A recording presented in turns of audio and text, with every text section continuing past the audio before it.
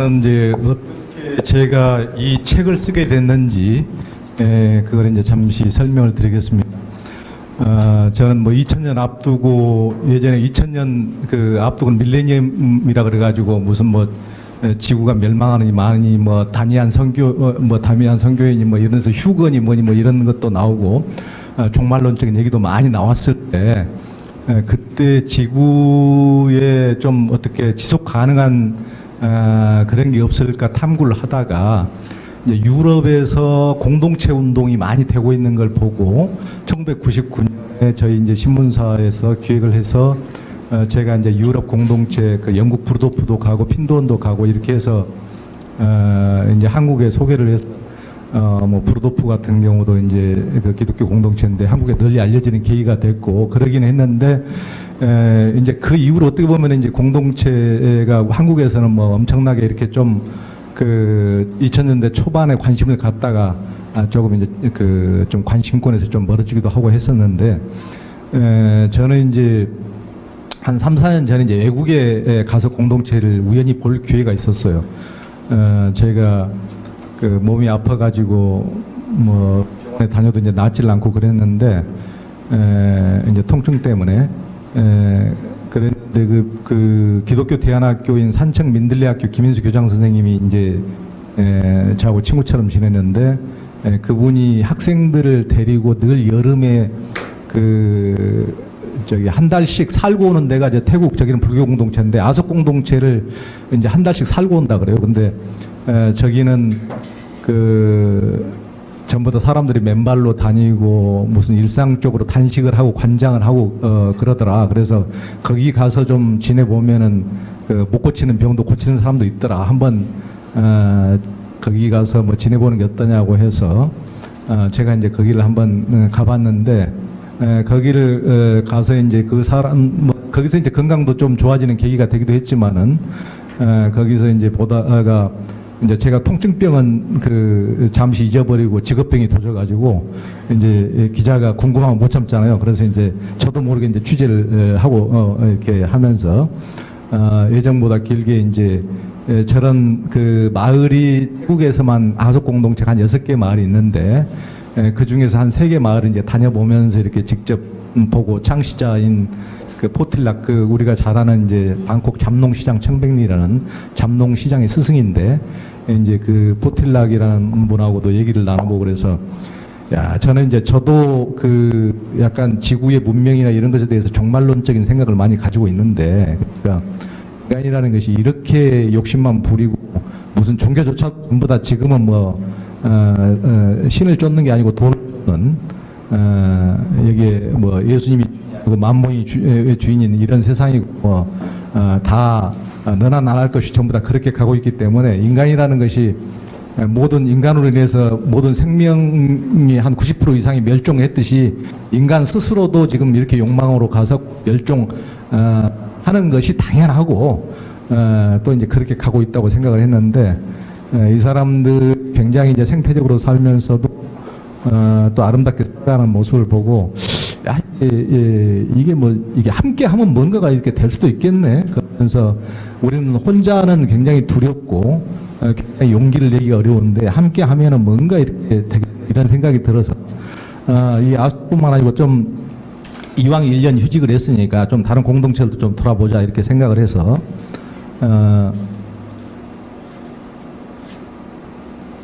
이게 왜 안 움직이죠?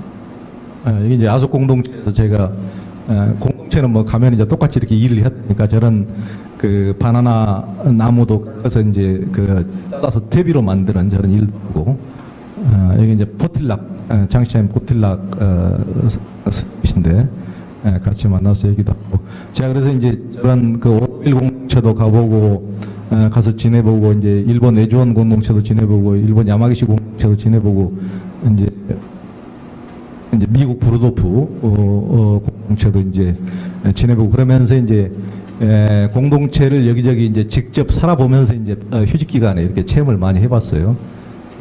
공동체는 뭐 똑같이 저기는 이제 부르도프 작년에 돌아가셨는데 부르도프 공동체를 창시하신 아놀드 할아버지의 이제 손자신데 저 크리스토프 부부신데 저분 이제 세계 브루도프 지도자시고 굉장히 저분도 깊은 인상을 주셨는데 그래서 이제 이 이제 애국 공동체 살아가는 모습 같은 이게 뭔가가 우리가 전부 다 꿈만 꾸고 현실과 이상 전부 다 다를 뿐이라고 여하튼 이 세상 남이 장에 가면 장에 다 따라가야 된다고 이런 식으로 욕망을 쫓는 이런 삶을 살아갈 수밖에 없다고 전부 다 이렇게 자기 꿈과 이상을 다 포기해버리고 마는데 여하튼 공동체라는 것은 이렇게 함께 하면은 이게 그런 괴리감도 뭔가 또 있겠구나라는 이제 생각이 들어서 하여튼 이제 공동체에 대한 애국 공동체를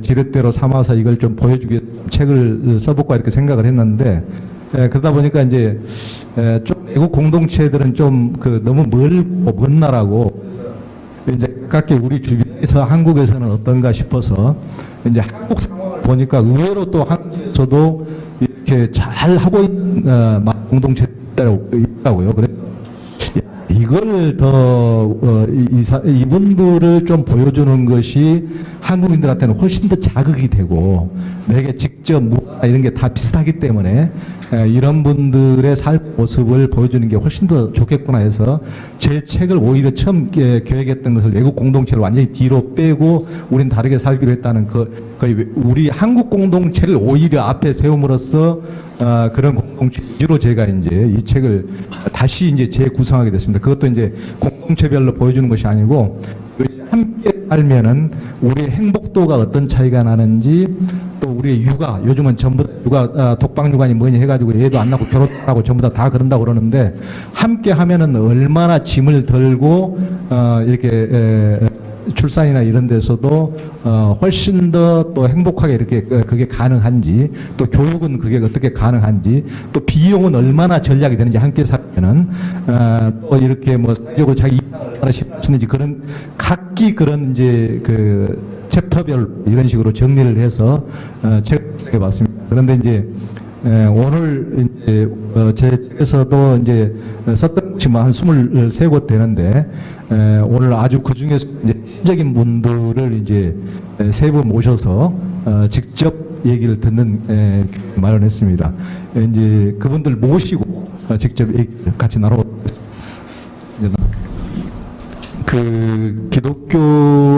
기독교에서도 이제 공동체라면 이렇게 생소한 것 같지만은 저는 예전에 한 20년 전에 인도 간디에 완전히 반해가지고 한 1년 동안 식무사를 때려치우고 1년 동안 인도 간디는 한 번도 개인 집에서만 산 적이 없고 마을 공동체에서만 같이 살았거든요. 자기 가족끼리만 산 적이 없고 그래서 이제 간디가 살았던 곳이 한 16곳 되는데 마이크 나옵니까?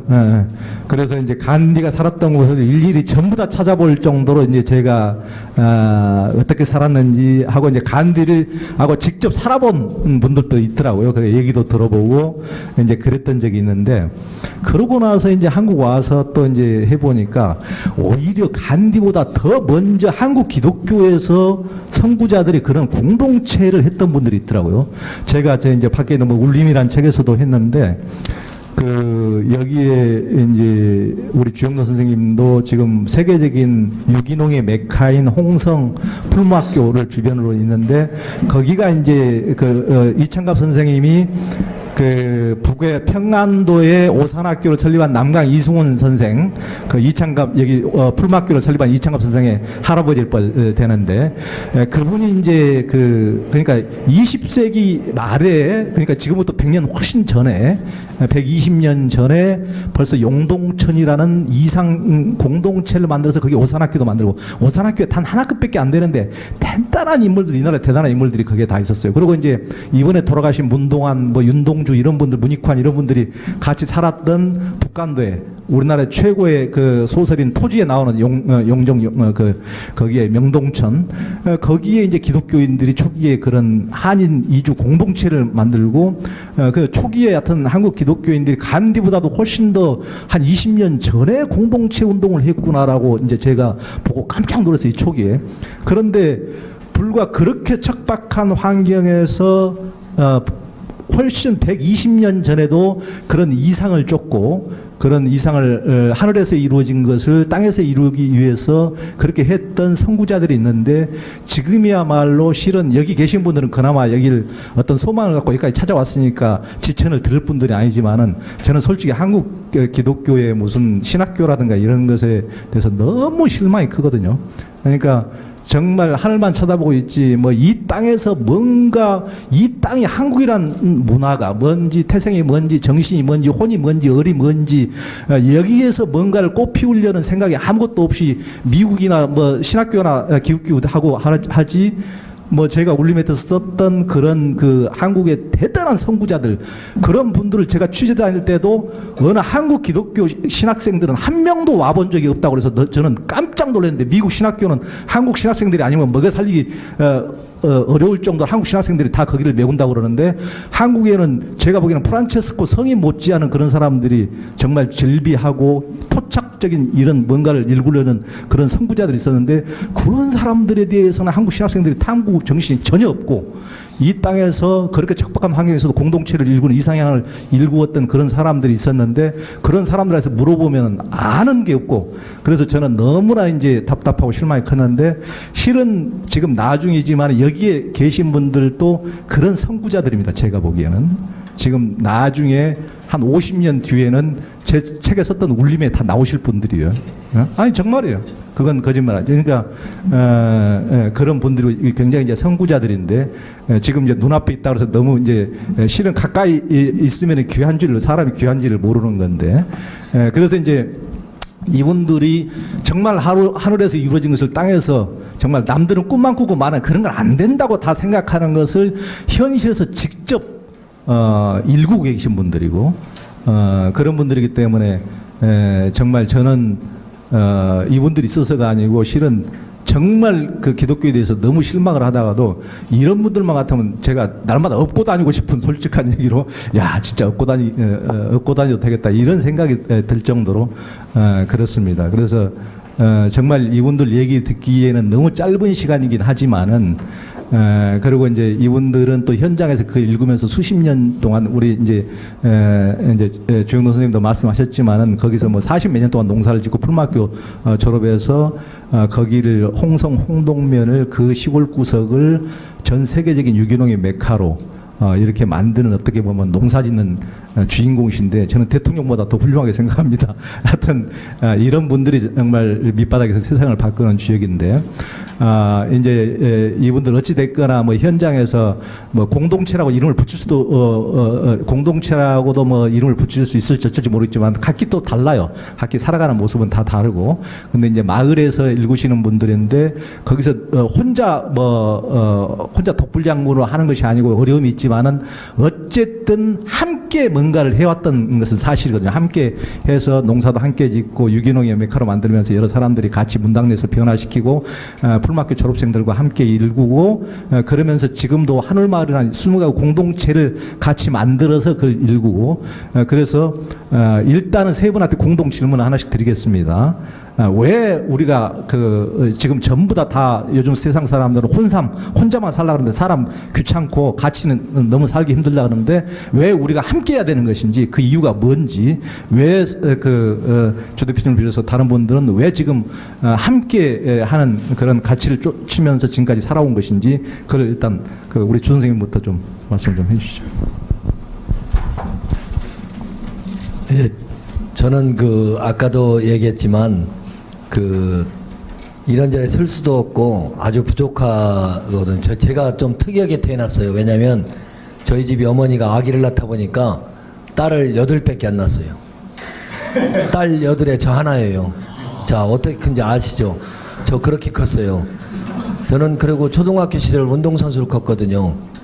아무런 생각도 없었어요. 근데 이제 하다 보니까 공부를 놓친 것이 이제 제일 감사하고 지금에 와서 보니까 그리고 제가 생각하고 살아갔던 게 뭐냐면 누가 봤을 때 너는 외아들이 아니다 이렇게 겉는 게 좋다고 생각을 해요. 그래서 저는 풀무 속에서 기억나는 거는 첫째가 뭐냐면 그 입학식 때 그러더라고요.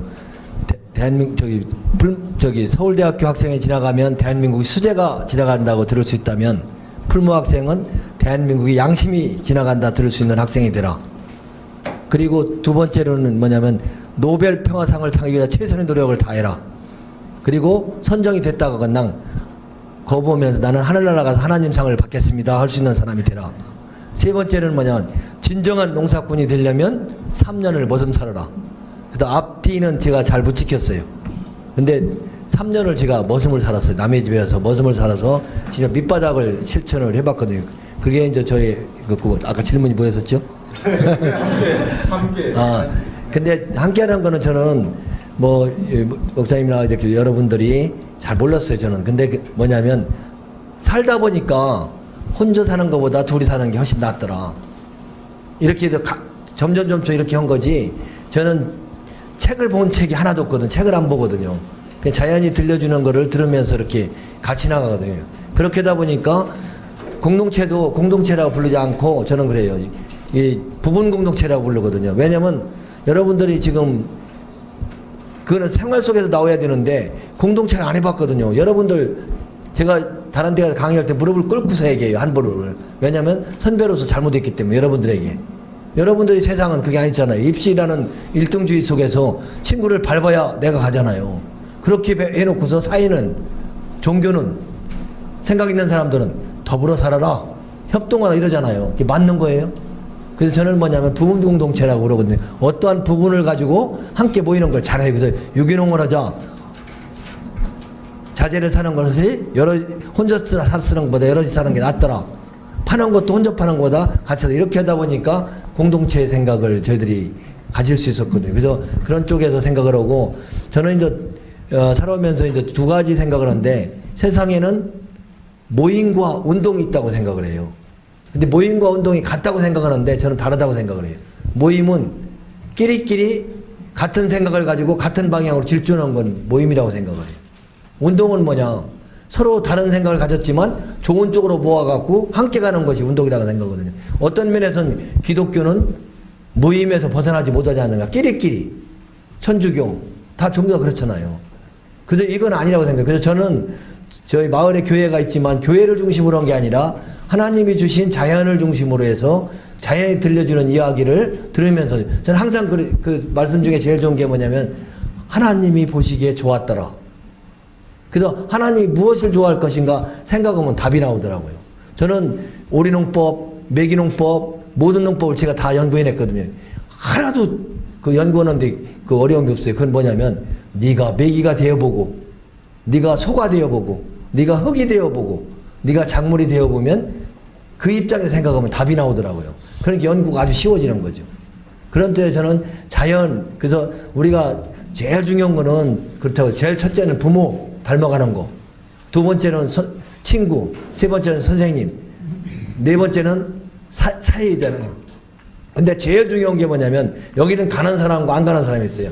그게 뭐냐면 하나님이 주신 자연이라고 생각해요. 자연을 보낸 사람들은 절대 탈선 안 해요. 그래서 저는 모든 거를 자연 속에서 들려주는 그걸 보거든요. 하나만 하고 제가 마칠게요. 뭐냐면 여러분 보세요. 논두개 가보세요. 논두개 가보면 제일 중요한 게 뭐냐면 쓴바귀가 제일 좋아요. 쓴바귀는 약이 되고 나물이 되고 쓸모가 많아요. 그 전부 논둑을 쓴바귀로 채웠어요. 그랬더니 큰 물이 가지고 홍수가 되니까 그 논둑은 뚝 잘라져요. 왜냐면 쓴바귀는 사용하는 건 좋지만 뿌리가 짧아요. 그래도 가끔 의시되고 갈대가 보기 쉽게 섰지만 갈대가 깊은 뿌리를 박아주고 쑥부쟁이가 지금 뿌려져요. 미나리가 깊은 뿌리를 발아주는 그것이 함께 섞어서 같이 살아야 뚝이 형성되는 거거든요. 우리는 잡초라는 게 없는 거예요. 잡초라고 다 뽑았더니 마지막 정화하는 데 가보니까 그 잡초들이 제일 많은 일을 해요. 그래서 저는 그래요. 이 교육이라는 거는 분배를 잘하는 것이지 한쪽으로 몰아가는 게 교육이 아니라고 생각을 하거든요. 그래서 그런 쪽에 저는 자연이 들려주는 이야기를 들으면서 이런 생각을 갖게 되는 것 같아요. 여튼 우리 이장님이 주회장님이 맨날 그 자연 말씀하셨는데 그 나는 자연이다 그 자연 아닙니다. 그 나는 자연이다는 혼자 산속에 들어가서 혼자 사는 건데 우리 그 이장님은 늘 이제 함께 해왔고 근데 본인은 이제 책을 하나도 안 보셨다고 그러는데 정말 그 아이디어가 정말 자연 속에서 얻은 지혜인지 그 아이디어가 반짝반짝하고 그 우리나라 선진적인 뭐 오리농법이니 우렁이 농법이니 이런 것을 전부 다 가장 먼저 시작하신 분입니다. 농약을 안 쓰고 그러니까 그런 밑에서부터 그런 바닥에서 그러니까 아무도 우리는 전부 다 남들이 가는 길만 이미 고속도로 신장로가 뚫린 길만 전부 다 쳐다보는데 남들이 가지 않는 길에 가서 흔적을 남기신 분이거든요. 하여튼 그런 면에서 정말 저는 대단하다고 생각을 합니다. 그 다음에 또 듣고 우리 또 박민수 대표님 듣도록 하겠습니다. 네, 함께 살아야 한다는 이유, 어떻게 해서 또 함께 살게 됐느냐, 뭐 이런 식으로 또 뭐 생각해 볼 수도 있는 것 같은데요. 다양한 이야기들이 나올 수도 있는데 그냥 소소하게 저의 경험 또 우리 공동체가 함께 했던 경험 위주로만 말씀을 드려보고 싶습니다.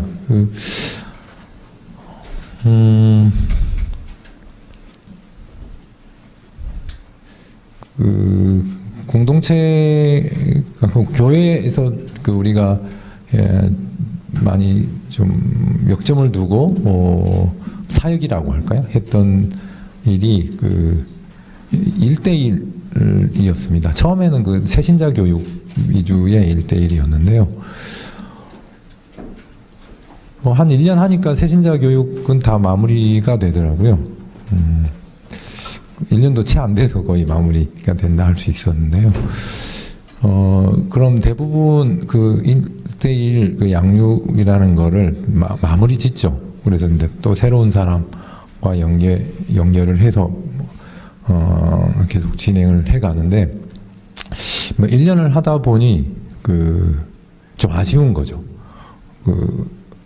더 이야기를 듣고 싶고 더 삶을 서로 알고 싶고 더 깊은 어떤 내면의 소리도 듣고 싶은 이런 마음들이 있어서 좀 계속 이어가게 됐습니다.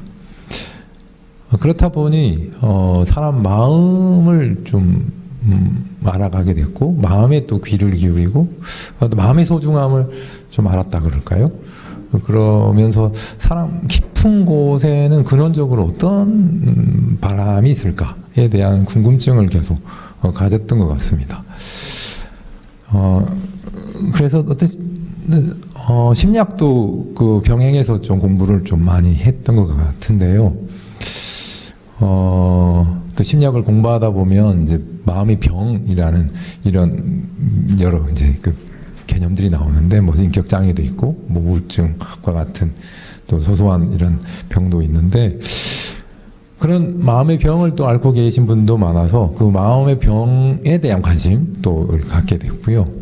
이게 마음의 소리 또는 마음이 갖고 있는 아픔들을 이렇게 알게 됐는데 그 원인에 대해서 궁금해서 찾아 들어가 보니 대부분은 관계의 문제였습니다.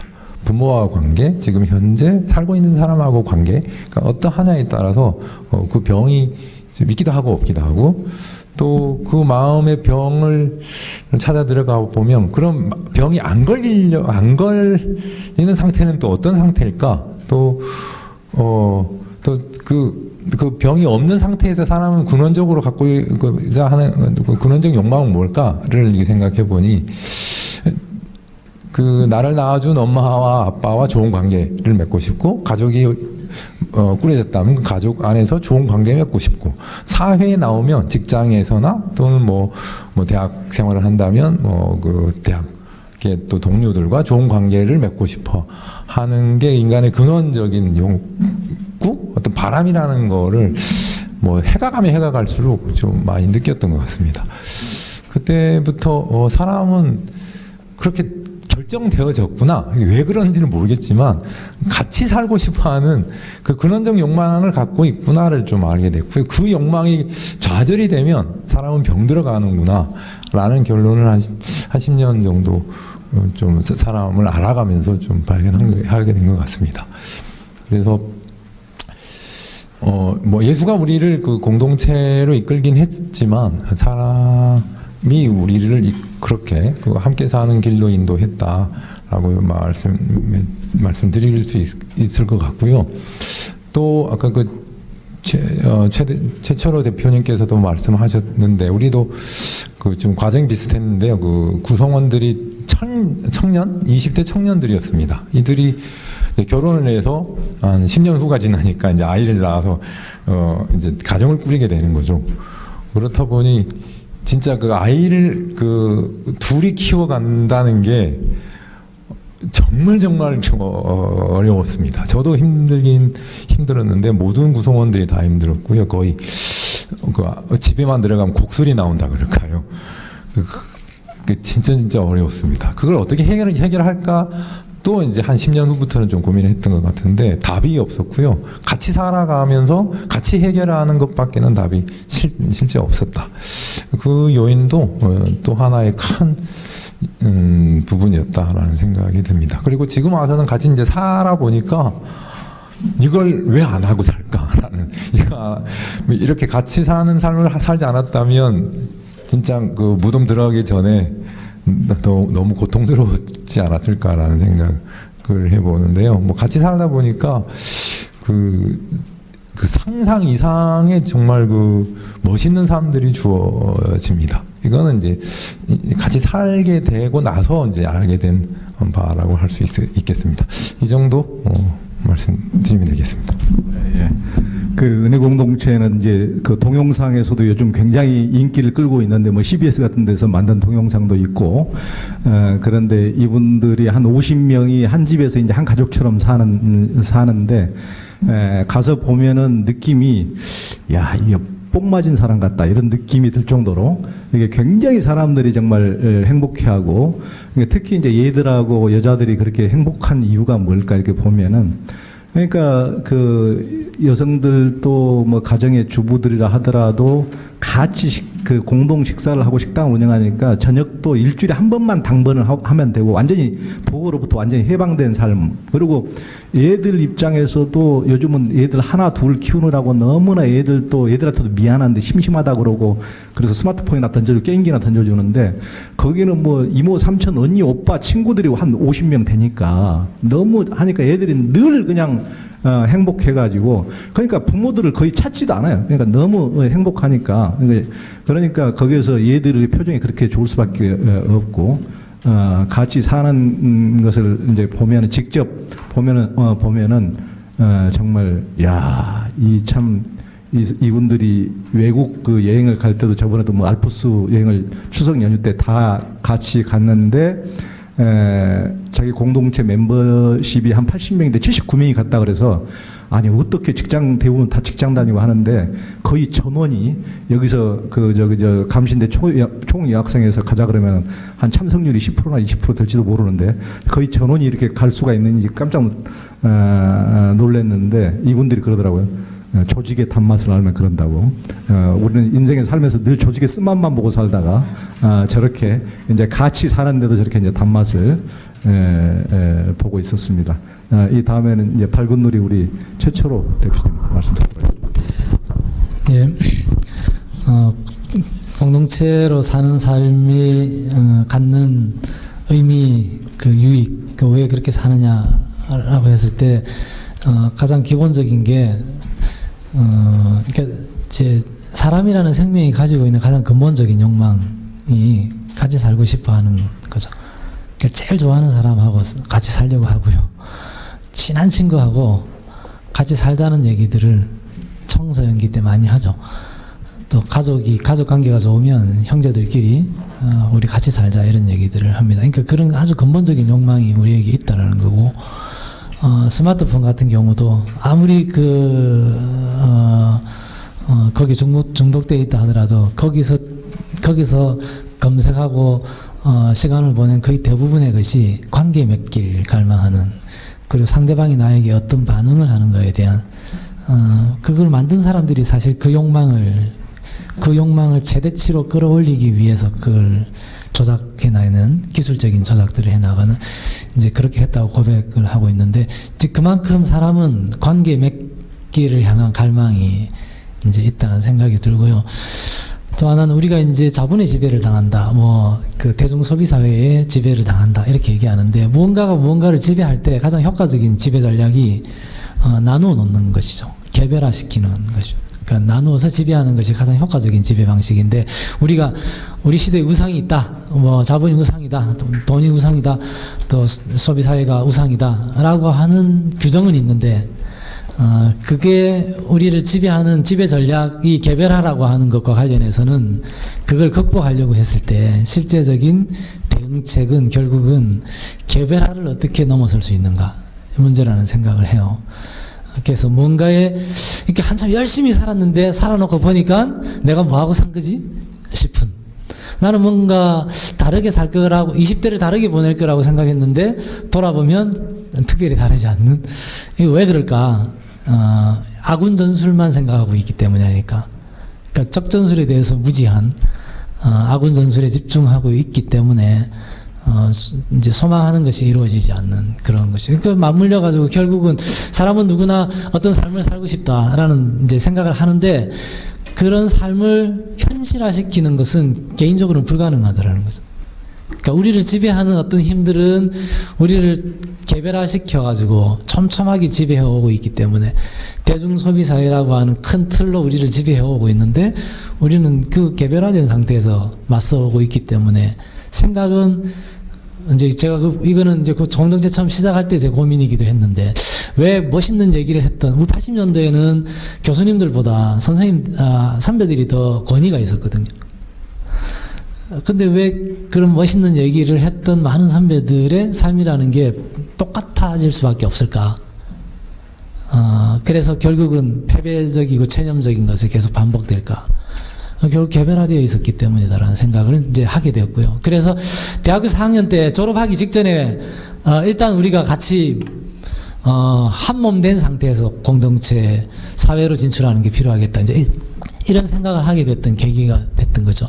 그래서 인간이 가지고 있는 가장 근본적인 욕구이기도 하고 또 무언가에 지배당하지 않는 삶을 살려면 개인으로는 불가능하고 또 뭔가 선한 뜻을 이루려면 함께 할 수 있는 사람이 있어야 된다는 것이고 신학교니까 성경에서 가르쳐주는 지혜를 가지고 얘기한다면 성경이 예수의 하나님 나라 복음을 따라 살아가려면 성령을 받아야 된다 그랬는데 약속하신 것을 받아야 된다 그랬는데 약속하신 것을 보여주고 있는 게 초대교회 성령 공동체의 전형적인 모습들이 있는데 우리가 그 전형적인 지혜를 외면하고 국가교회적인 틀을 가지고 접근하고 있기 때문에 개별화된 상태에서 접근하고 있기 때문에 뭔가 신학교 때 좋은 뜻을 가지고 있다가도 졸업하고 난 이후에는 특별히 달라지지 않는 현실 속에 계속 반복되는 거 아닌가. 그래서 선한 뜻을 뭔가를 이루어가려고 하게 된다면 함께 어떻게 그것을 함께 할 수 있는 사람들과 더불어 살 수 있을까, 이거 굉장히 중요하지 않을까, 그런 생각을 가지고 있습니다. 우리 이제 그 밝은 누리는 지금 생긴 지가 한 30년이 됐고 지금 이제 한 300명이 같이 하고 있고 이렇게 이제 저분들도 여러 가지 이제 나름대로 현실적인 어려움을 다 딛고 지금은 한국 사회에서 가장 어떻게 보면 성공적인 공동체로 이제 자리를 잡았는데요. 그냥 그냥 사람이 모인다고 되는 게 아니고, 그러니까 우리는 삶에서 정말 필요한 것들을 우선순위에 두지 않고 그냥 남들이 영어 해야 된다니까 토익도, 또 남들이 뭐 심리학 해야 된다니까 뭐 하고, 남들이 또 뭐 21세기 뭐 스마트폰 해야 되니까 그것을 또 강좌 듣고 전부 다 기웃기웃 하는데 정말 내 삶에서 뭐가 필요한지 어떻게 살아야 될 것이 이런 걸 전공법으로 가치관과 철학을 위해서 전공법으로 정말 깊이 있게 공부를 해요. 이 공동체에서는 정말 그렇게 하면서 나름대로 가치와 철학을 세우고 정말 그렇게 치열하게 공부하고 준비하는 게 물론 여러 명이 같이 붙어 있으니까 쉽게 흔들리지 않는 면도 있지만 혼자는 쉽게 나약하지만은 이렇게 300여 명이 같이 이제 움직이는 힘이 있지만은 그런 가치와 철학을 위해서 치열하게 노력하고 그래서 이 사람들이 전국에 뭐 평화 기도 순례도 다니고 무슨 우리 독립운동가라든가 이런 분들이 일제시대 때 또 고구려 발해 역사 현장도 다니고 하면서 기도도 다니고 이러면서 이런 분들이 작은 그 날개짓을 하는 것이 저는 그 30만 명 모이는 교회보다 훨씬 더 저는 우리 사회 긍정적인 역할을 하고 있다 저는 이렇게 생각을 합니다. 하여튼 그 적어도 300명의 힘이 이렇게 단단한 이렇게 같이 하는 힘이 얼마나 소중한가를 느끼고 있습니다. 뭐 한 가지 질문만 했는데도 금방 또 시간이 가버리니까 보통 이제 그 다음 질문을 사람들이 같이 살면은 이제 불화나 갈등 때문에 다 힘들하고 그것에 대해서 질문이 궁금증이 제일 많은데 그것은 이 다음에 질문해 주시고 먼저 여기는 이제 제가 이제 북콘서트를 전국에서도 모시고 했지만 이제 지금까지는 그런 질문은 안 드렸는데 여기는 이제 신학교니까 정말 이제 왜 마을 공동체나 공동체가 기독교의 대안이 될 수가 있는지 그리고 아니면은 신학교 졸업생들이나 이런 분들도 전부 다 뭐 어디 요즘은 무슨 사회하고 똑같이 뭐 성장 위주로 교회도 그렇게 가는 것도 아니고 그런 시대가 끝나는데도 낡은 패러다임으로 전부 다 이렇게 그것만 쳐다보고 어떻게 보면 이러지도 못하고 저러지도 못하고 방황하는 게 신학교 학생들의 현실인데 정말 그러면은 길이 없다면은 나한테 문당리로 와라. 그러면은 어떻게 해볼 수가 있다라든가 그걸 말씀해 주시든지 아니면은 자기 공동체를 오면 어떻게 살아갈 수 있다고 하든지 아니면은 이런 신학교나 기독교는 어떤 식으로 마을 공동체를 읽으면은 대안적인 길을 찾을 수가 있다든지 이런 두 가지 중에서 한번 말씀을 해주셨으면 합니다. 저는 뭐 신앙이 별로 약하기 때문에 별 말씀인데 근데 저도 이제 풀마학교에서 김교신 선생님이 이제 무교 신앙을 하다가 이제 마을이 어머님이 계셔갖고 교회를 나가게 됐거든요. 근데 참 요새는 제가 이제 그 바쁜 중에도 제가 차를 운전해서 그 성도님들을 모시거든요. 근데 별로 가고 싶지가 않아요, 교회를. 좀 더 우리가 변화를 좀 가져야 된다고 생각을 하거든요. 이게 뭐냐면, 오늘도 보니까 다, 아까 전도사님도 있고, 목사님도 계시고, 앞으로 이런 분인데, 저는 그런 게, 하나님의 말씀도 중요하지만, 하나님이 만들어준 그 세상이 상당히 중요하다고 생각을 합니다. 말씀을 통해서 전화드는 사람이 있고, 그 모습을 통해서 저는 말씀 잘 몰라요. 근데 그 자연을 통해서 들려주는 이야기가 너무 좋거든요. 근데 지금 와서 보세요. 저는 답답한 게 뭐냐면 이 우리나라에 모든 그 단체가 있고 기독교도 있고 천주교도 있고 불교도 있는데 제가 이런 이야기들을 제가 믿음을 가진 사람으로서 어디 가서 전하는 게 제일 좋겠어요. 여러분처럼 신앙을 가진 교회에 가는데 전 교회 강의를 가본 적이 별로 없어요. 거의 없어요. 불교 조계사 귀농학교 제가 가르쳐요. 실상사 귀농학교 제가 가르쳐요. 정토원 제가 가르쳐요. 천주교 또 창원 성당 제가 귀농학교를 해요. 기독교에서 저는 간 데가 없었거든요. 그래서 좀 더 우리가 좀 이 신앙이라는 게 생활 속의 신앙으로 좀 변했으면 좋겠다 그런 생각. 그래서 저는 40년을 이렇게 유기농을 하면서 하나의 느낌이 뭐냐면 세상에서 제일 농업을 해야 될 사람이 두 사람이 있더라. 이 사람은 진짜로 해야 되고 다른 사람 조금씩 해야 되지만 필수로 해야 될 사람이 두 가지가 있다. 하나는 우리 신학대학교는 필수로 농업을 배워야 된다. 그 이유는 뭐냐면 저는 성서를 잘 안 보니까 성서에 씨 뿌리는 자의 비유, 가라지 비유, 소작농의 비유, 포도밭의 비유가 있는데 이걸 아는 배운 사람이 있느냐 이거죠. 이것만 알으면 되는데 씨가 가라지 밭에 떨어질 때는 아픔이 있어야 되고 좋은 자리에 떨 때는 기쁨이 있어야 되는데 이걸 안 돼. 이게 과연 지금의 맞는가 이런 생각을 좀 많이 하고요. 또 하나 또 배울 사람이 있어요. 그건 뭐냐면 교사예요. 교사. 선생님. 왜냐하면 작물이 크는 거와 사람이 크는 것이 한 획도가 틀려요. 부모의 사랑이 나면 강하면 요소비를 듬뿍 주면 그 나무는 쓰러져 버려요. 똑같잖아요. 뭔가 아픔이 있어야 된다고 생각을 하거든요. 이제 그것이 이제 되고 중요한 거는 저는 그런 게 이제 제가 이렇게 하면서 뭐냐면 느낀 게 뭐냐면 감사하는 사람만이 지혜를 주더라. 감사하면 감사합니다, 감사합니다 하니까 또 새로운 걸 주다. 그리고 더 감사한 건 그거예요. 저는 그게 재미 들렸어요.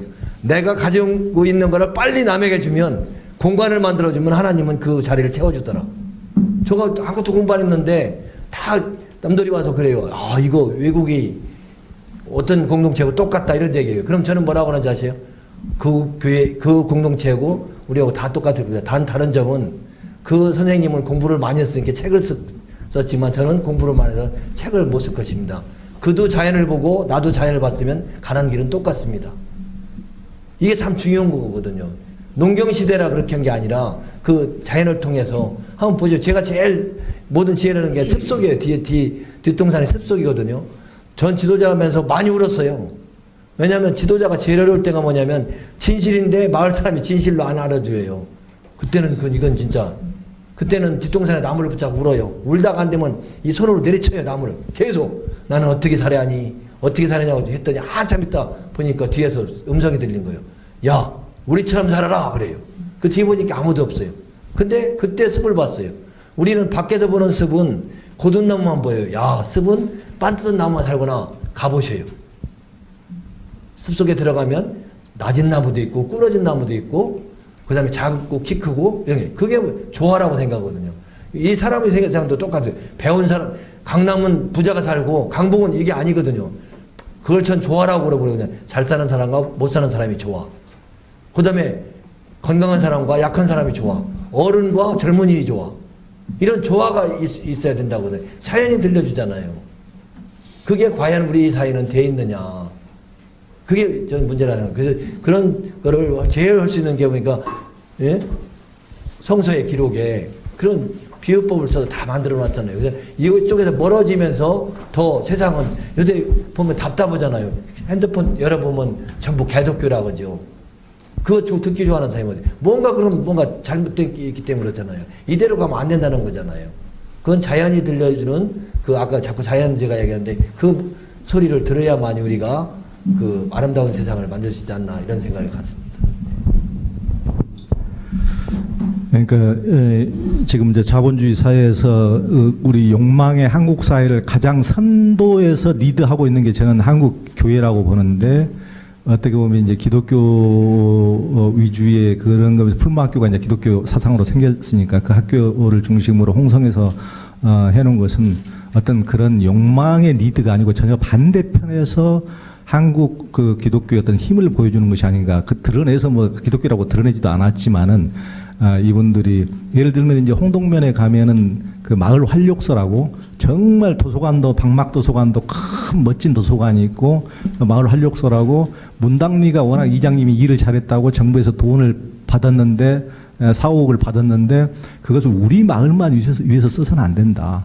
좀 더 홍동면 소재지에 그걸 놓고 많은 사람들이 더 마을 지역민들이 활용할 수 있도록 해야 된다.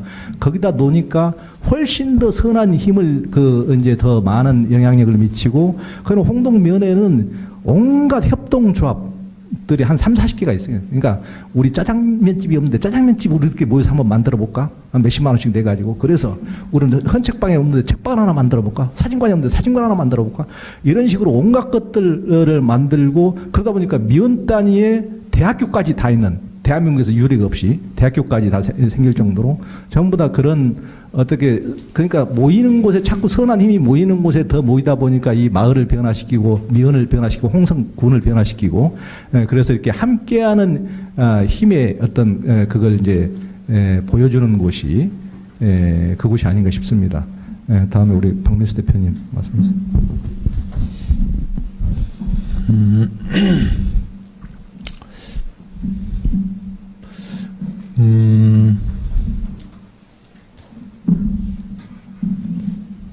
뭐 제가 생각하는 모든 종교의 이상, 뭐 그게 뭘까? 그 이상은 아마도 공동체가 아닐까 그런 생각을 좀 해보고 있습니다. 뭐 이슬람도 그렇지 않나 싶고요. 그 유교 또한 그런 공동체적 이상을 꿈꾸는 어떤 그런 사상 체계가 아닌가라는 생각도 해보고, 불교는 정확하게 모르겠습니다만은 불교도 우리나라에서는 공동체적 이상을 좀 많이 좀 토대로 삼았지 않았나 이 생각도 해보고요. 특히나 우리가 몸담고 있는 그 기독교는 뭐 예수 사상을 그래도 가장 중요하게 여기지 않나 싶습니다. 근데 뭐 제 개인적으로는 예수 사상보다는 바울 사상이 더 중요하게 여겨져 왔다 생각은 하는데, 저는 그래도 뭐 기독교 이상이라 하면 예수 사상이지 않을까 싶습니다. 예수 사상은 곧 하나님 나라고요. 그게 공동체 이상이지 않나 라는 생각을 해보는데, 그런 모든 종교 지도자들이 그런 공동체를 부르짖었고, 공동체에 그 인류의 모든 행복이 담겼다라고 그렇게 판단을 하셨기에 그런 부르짖음을 하지 않았나 생각을 해봅니다. 그래서 그게 본질인 것 같고요. 그 교회가, 기독교가 그 본질을 지향해 가면 어떤 그 권력 구조 그런 개념이 아니라 그 인류의 행복, 인류의 또한 번영이란 말하기 좀 그런데요. 하여튼 그런 아름다움에 일조를 하지 않을까라는 생각을 좀 개인적으로 해봅니다. 특히나 요즘 시대에는 더더욱 개신교, 특히 이 기독교가 공동체적 이상을 담는 그릇이 된다면 이 자본이 지배하는 사회, 그래서 불안 장사를 해먹고 각자 도생으로 이끌어가는 이런 시대의 흐름에서 아주 지대한 역할을 해내지 않을까, 할 수 있지 않을까, 그게 예수의 꿈이지 않을까라는 생각을 개인적으로 좀 해봅니다. 그래서 한국에 있는 많은 개신교회들이 공동체를 일궈낸다면 그 곳곳의 그 지역 사회에서 숨구멍 역할을 할 수 있지 않을까라는 생각 또한 개인적으로 좀 해보고 있습니다. 실제로 그 저희들이 그 뭐 소소하지만 그 공동체를 일궈놓고 보니까 물론 이제 개신교회에서 또 많은 분들이 방문하시지만 그 일반 그 사회 단체들 여러 단위의 그런 모임들에서 많이 방문을 하시더라고요. 그러니까 요즘 그만큼 요즘들은 그 각자 도생의 삶에서 엄청난 고통을 갖고 계신다는 생각이 듭니다. 그래서 많은 분들이 지금 함께 사는 삶에 대한 그리움을 지금 갖고 있고, 그런 그리움들을 개신교가 이거 조금이라도 이렇게 공동체 내에서 일궈낸다면 더할 나위 없는 역할을 좀 수행한다라는 생각을 해봅니다. 뭐 부흥이나 뭐 개신교 확장 이런 개념을 떠나서 그래도 지금 사회에서 가장 필요한 일을 우리가 해내야 되지 않나, 이런 차원에서 좀 생각을 해봅니다. 이상입니다. 예. 그 요즘에는 이제 그 접속의 시대잖아요. 접촉의 시대가 아니고 접속의. 근데 모든 것을 인터넷으로 이제 접속하고, 접촉이 거의 이제 두렵고, 접촉을 두려워하고 숨어들고 혼자 원룸에 살고 혼자 살고 결혼도 안 하고 출산도 안 하고 하여튼 이제 그렇게 이제 숨어드는 이 시대인데, 그렇지만 우리가 이제 거의 300만 년 동안 포유류로 살아왔기 때문에 접촉하지 않고 접속만 해가지고는 우리 내면의 갈증이 해소되지 않는다는 게 문제거든요. 실은 그렇기 때문에 저는 지금 뭐 종교의 미래를 암담하게도 많이 보지만은, 저는 공동체적 교회, 사람이 접촉할 수 있는 공동체적 교회는 진짜 희망이 있다고 봅니다. 그래서 그런 그 다른 사람들이 전부 다 교회라는 이름을 붙일 때 은혜 공동체는 교회라는 이름을 안 붙이고 처음부터 은혜 공동체다, 우리는 교회가 아닌 공동체다를 표명했는데 아마 은혜 공동체를 보면은 미래 교회들이 어둠 속에서 길이 보이지 않는 교회들이 어느 정도 길을 찾을 수 있지 않을까 그런 생각도 듭니다. 그다음에 우리 최철호 대표님 말씀 듣겠습니다. 네, 요즘 그 교회 여러 가지 사회적 문제가 되는 교회들이 많이 있는데 이제 아주 오래된 지역 교회들이 어떤 문제가 터졌을 때 교인들이 웬만하면 잘 안 떠나잖아요. 왜 안 떠나지 싶은데 잘 안 떠나거든요. 근데 반대로 굉장히 이제 뭔가 생각이 있는 사람들이 이제 교회를 세우고 이제 서울 전역에서 이렇게 그 교회를 다니는 사람들이 있어요. 근데 그 시간이 지나면 점점 사람들이 떨어져 나가요. 왜 그럴까요? 그게 저는 땅이 주는 힘이라고 생각해요. 그러니까 같은 땅을 밟고 지내는 것이 주는 결속의 힘이라는 게 굉장히 강하기 때문에 이게 부정적이든 긍정적이든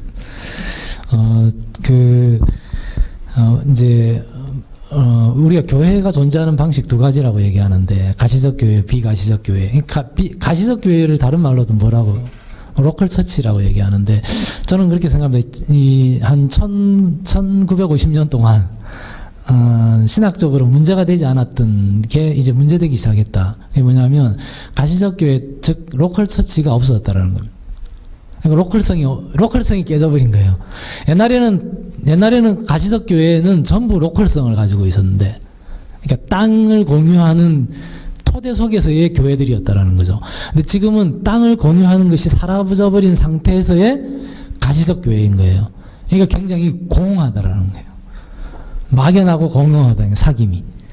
그게 주는 굉장히 큰 위험이 있다. 그리고 이거는 신학적으로 그동안은 19세기 중반까지는 다 로컬성을 가지고 있었던 사회였으니까 신학적인 주제가 될 수 없었던 주제였는데 이제는 마을교회, 정말 로컬 처치라고 하는 것 자체가 이제 굉장히 중요한 과제가 되었다라는 생각을 하고 있고요. 그런 의미에서 마을교회가 굉장히 중요하다는 생각이 들고 이제 약간 이제 그 뭔가 교회의 선한 뜻을 이렇게 실현시킨다라는 맥락에서 생각해 볼 때 우리가 한 개인이 내가 오늘 지금 바깥에 나가고 싶다라는 마음이 있으면 나갈 수 있나요? 그것이 현실화되려면 뭐가 있어야 될까요? 내가 저 바깥에 나가겠다라는 마음은 몸이 있어야지만 현실화되는 것이죠. 그러면 이제 집단인격으로서의 마음이라는 게 신앙 고백, 강령, 철학 이런 것들이라고 한다면 그것이 현실화되는 그 뭐가 있어야 될까요? 그게 집단인격의 몸이 있어야 된다는 것이죠. 그 집단인격의 몸이 바로 로컬성이라고 하는 마을이라고 하는 거라고 저는 생각을 하고 있어요. 그래서 교회들이 하나님 나라라고 하는 것을 저 세상이나 관념의 주제가 아니고 우리 시대의 과제로 설정하려면 로컬성을 확보해야지만 가능합니다. 공동육아를 하겠다라고 하는 뜻은 육아에 대한 생각을 아무리 가지고 있어도 로컬성을 확보하지 않으면 같이 걸어서 다닐 수 있는 땅이 없으면 공동육아는 할 수가 없어요. 그러니까 근데 같이 앞에 와서 살면 저절로 되는 거예요. 그거는. 그러니까 그만큼 땅이 거저주는 힘들이 너무 많더라는 겁니다. 땅을 공유하는 것이. 근데 지금은 땅을 공유한다라는 게 너무 가볍게 인식. 성경에 잠깐 얘기했던 것처럼 성령 사건 이후에 나타난 두 가지 아주 뚜렷한 현상이 사도행전 2장과 4장에서 나오는데 그게 하나가 은사를 공유하는 겁니다. 이게 비가시적인 문제. 은사를 공유하는 것이었고. 그죠? 그래서 은사에 대한 얘기를 할 때는 전부 몸됨 지체론과 연관해서 다 얘기를 하죠. 은사론, 성경의 은사론은 전부 지체론과 관련돼 있어 몸됨과 관련된다라는 것이죠. 그리고 또 하나가 재물을 공유하는 것이었습니다. 그러니까 재물 관계의 변화, 은사 관계의 변화, 이것이 성령 사건이 나타났을 때 아주 뚜렷한 증거로 얘기하고 있는데 우리는 은사 공동체의 성격도 사라져버리고 물질적인 관계의 전환이라는 것은 사라져버리고 그럼 뭐가 남았나? 국가교회 전통입니다. 국가교회 전통은 교회의 존재 방식이 등록이라고 하는 것으로 규정됩니다.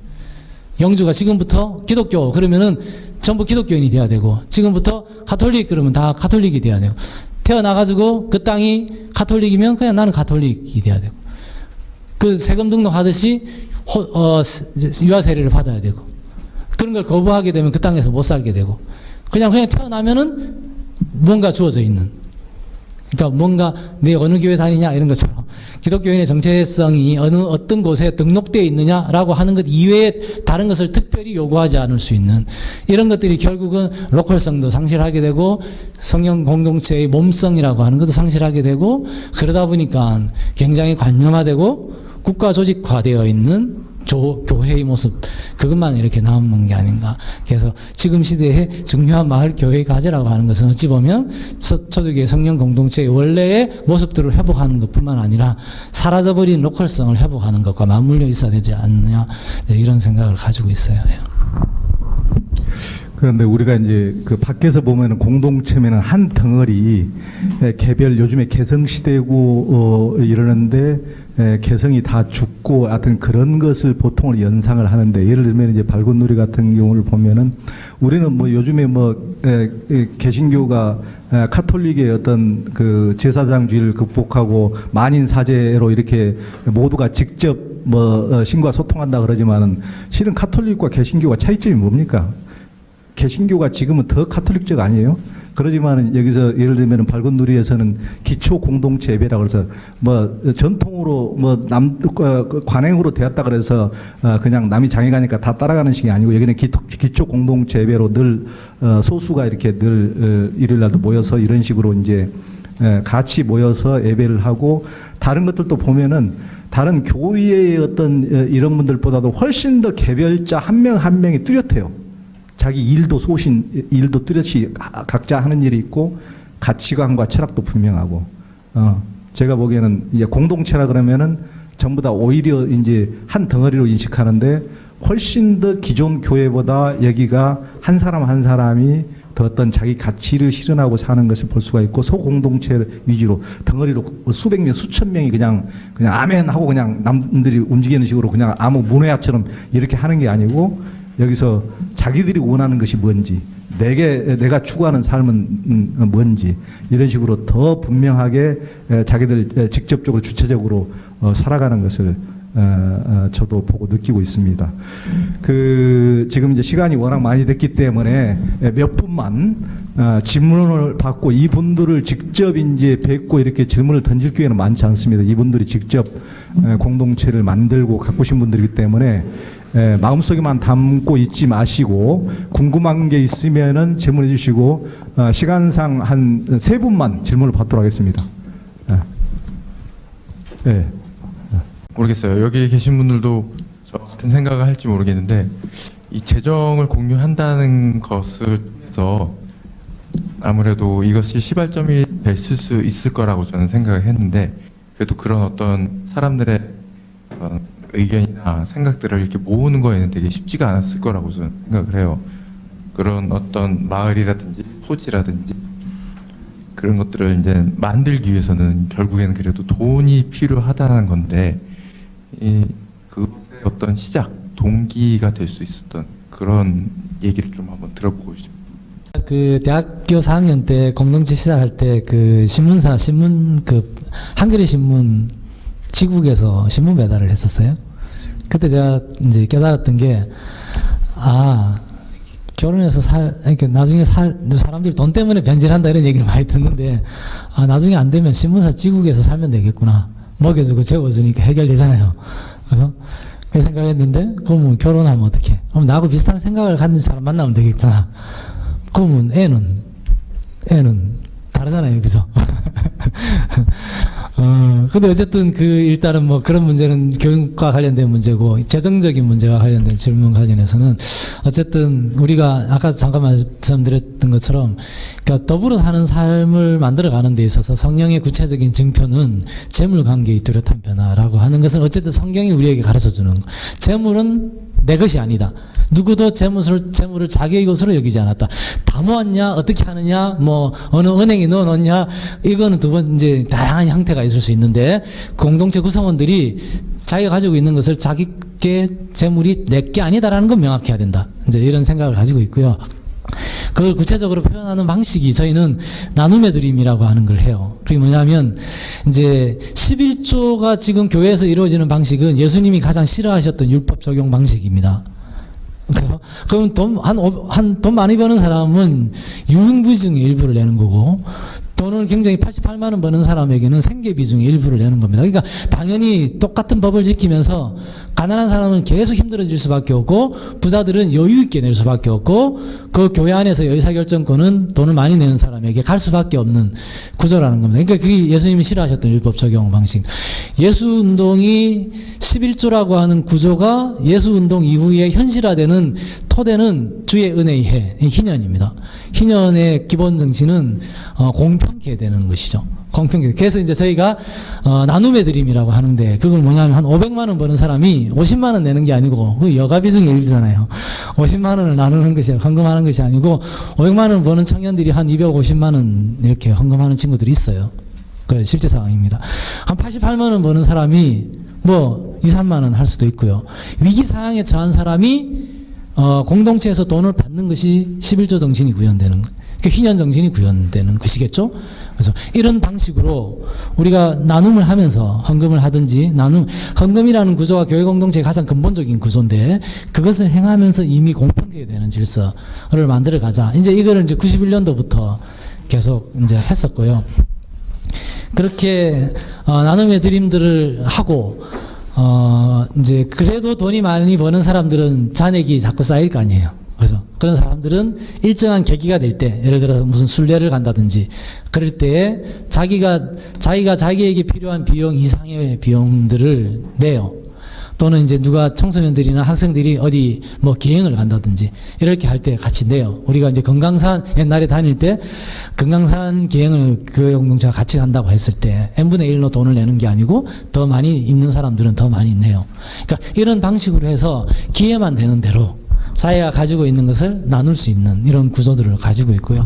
처음부터 이제 뭐 예를 들어서 처음에 저희가 한 거는 월급 이외에 보너스 받는, 추석 때 보너스 받는 사람들이 보너스 모아가지고 보너스를 공유하는 것을 해본다든지 이렇게부터 이제 시작을 한 거예요.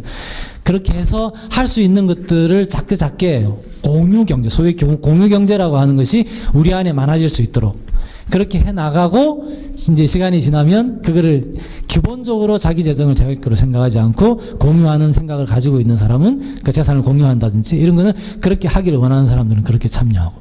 그러니까 참여하는 층위가 굉장히 다양한 것이죠. 공동체가 몇 사람이, 몇 가정이 같이 돈을 모아가지고 땅을 사서 집을 같이 짓고 사는 사람들도 있고, 또 자기 땅을 사가지고 자기 집을 짓고 그러면서 사는 사람들도 있고, 또 공동체가 산 땅에서 같이 농사 짓고 같이 뭔가를 지어가지고 같이 사는 사람들도 있고, 다양성 속에서 자기가 현실적으로 할 수 있는 수위에서 자율적으로 하고, 큰 방향에서 재물은 내 것이 아니다 라고 하는 것을 명확하게 고백하고, 또 계기가 될 때 그걸 함께 나누고, 이런 것들을 이제 해 나가다 보니까 문화 속에 이제 돈을 많이 버는 사람이나 돈을 적게 버는 사람이나 수입은 다르지만 지출은 기본에 있어서는 단순 소박한 삶을 살아요. 그러니까 많이 버는 사람도 한 달 쓰는 거나 적게 버는 사람이 한 달 쓰는 거나 거의 차이가 없습니다. 그냥 단순 소박한 삶을 사니까. 그리고 남는 것은 계기가 될 때마다 공유를 하고, 나눔의 드림이라는 형태를 가지고 기본적으로 공유해가는 질서들을 만들고, 저희는 이제 그런 방식으로 하고 있습니다. 간단히 후연을 하겠습니다. 우리도 그 예수 정신을 상당히 소중하게 생각하는데요. 복음서에서 가장 많이 강조된 가르침이 뭘까 생각해 보면 벌이라는 말씀인 것 같아요. 그 제자도를 말씀하실 때마다 강조했던 바인 것 같습니다. 그리고 예수님 당시에 그 12제자가 되려면 그 전제가 일단 버리는 거였던 것 같아요. 버리지 않으면 예수 제자가 될 수가 없었다고 보여지고요. 그 요즘으로 말하면 교회 등록을 하려면 일단 다 버리고 와야 이제 등록이 되는 거죠. 뭐 사도행전에 나오는 초기 공동체도 그러했던 것 같고요. 그게 어떤 성경의 모반이라는 생각이, 모체라는 생각이 들고요. 뭐 그런 희년 정신도 마찬가지 그런 흐름이 있다라고 생각이 듭니다. 그런 면에서 우리는 그 기본 사입이다라는 생각을 갖고 좀 살고는 있습니다. 여전히 좀 그런 그 뭐랄까 버리지 못한 부분이 여전히 우리는 많다라는 그런 생각을 갖고 접근해가고 있고요. 일단은 언젠가는 우리가 그 자리까지 가야 된다는 어떤 그런 목표는 정확하게 정해놓고 살고는 있습니다. 그게 한 10년 공부에 그래도 결과물이지 않나라는 생각이 들고요. 그리고 각자 통장을 가지고 있긴 하지만 이거는 우리 모두의 것이다라는 생각을 공동체 살이를 하면서부터는 많이 좀 갖게 된 것 같습니다. 그래서 어떤 일이 주어지면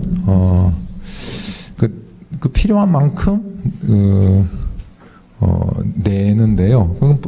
재정이 능력 많은 사람이 많이 내고 뭐 적게 내는 사람이 적게 내는데 그게 좀 공동체성이 올라갈수록 좀 자연스럽게 이루어지는 것 같습니다. 그리고 여행을 우리가 많이 다녔는데 초기에는 그 좀 불편한 일이 있었어요. 그 여행 가는데 기부를 해야 한다고 생각하니까 놀러 가는 데까지 기부를 해야 되냐? 누군가 수혜를 당했다면 내가 열심히 기부할 수 있겠는데 여행 가는 데는 좀 어렵다라는 이런 마음도 있었는데 어차피 갔다 왔는데 갔다 와서는 더 자주 가자라는 이런 말들을 많이 하거든요. 그래서 돈 있는 사람들이 좀 재정 능력 있는 사람들이 더 나서서 뭐 열심히 좀 뭐 그 푸시를 하는 그런 사안이기도 합니다.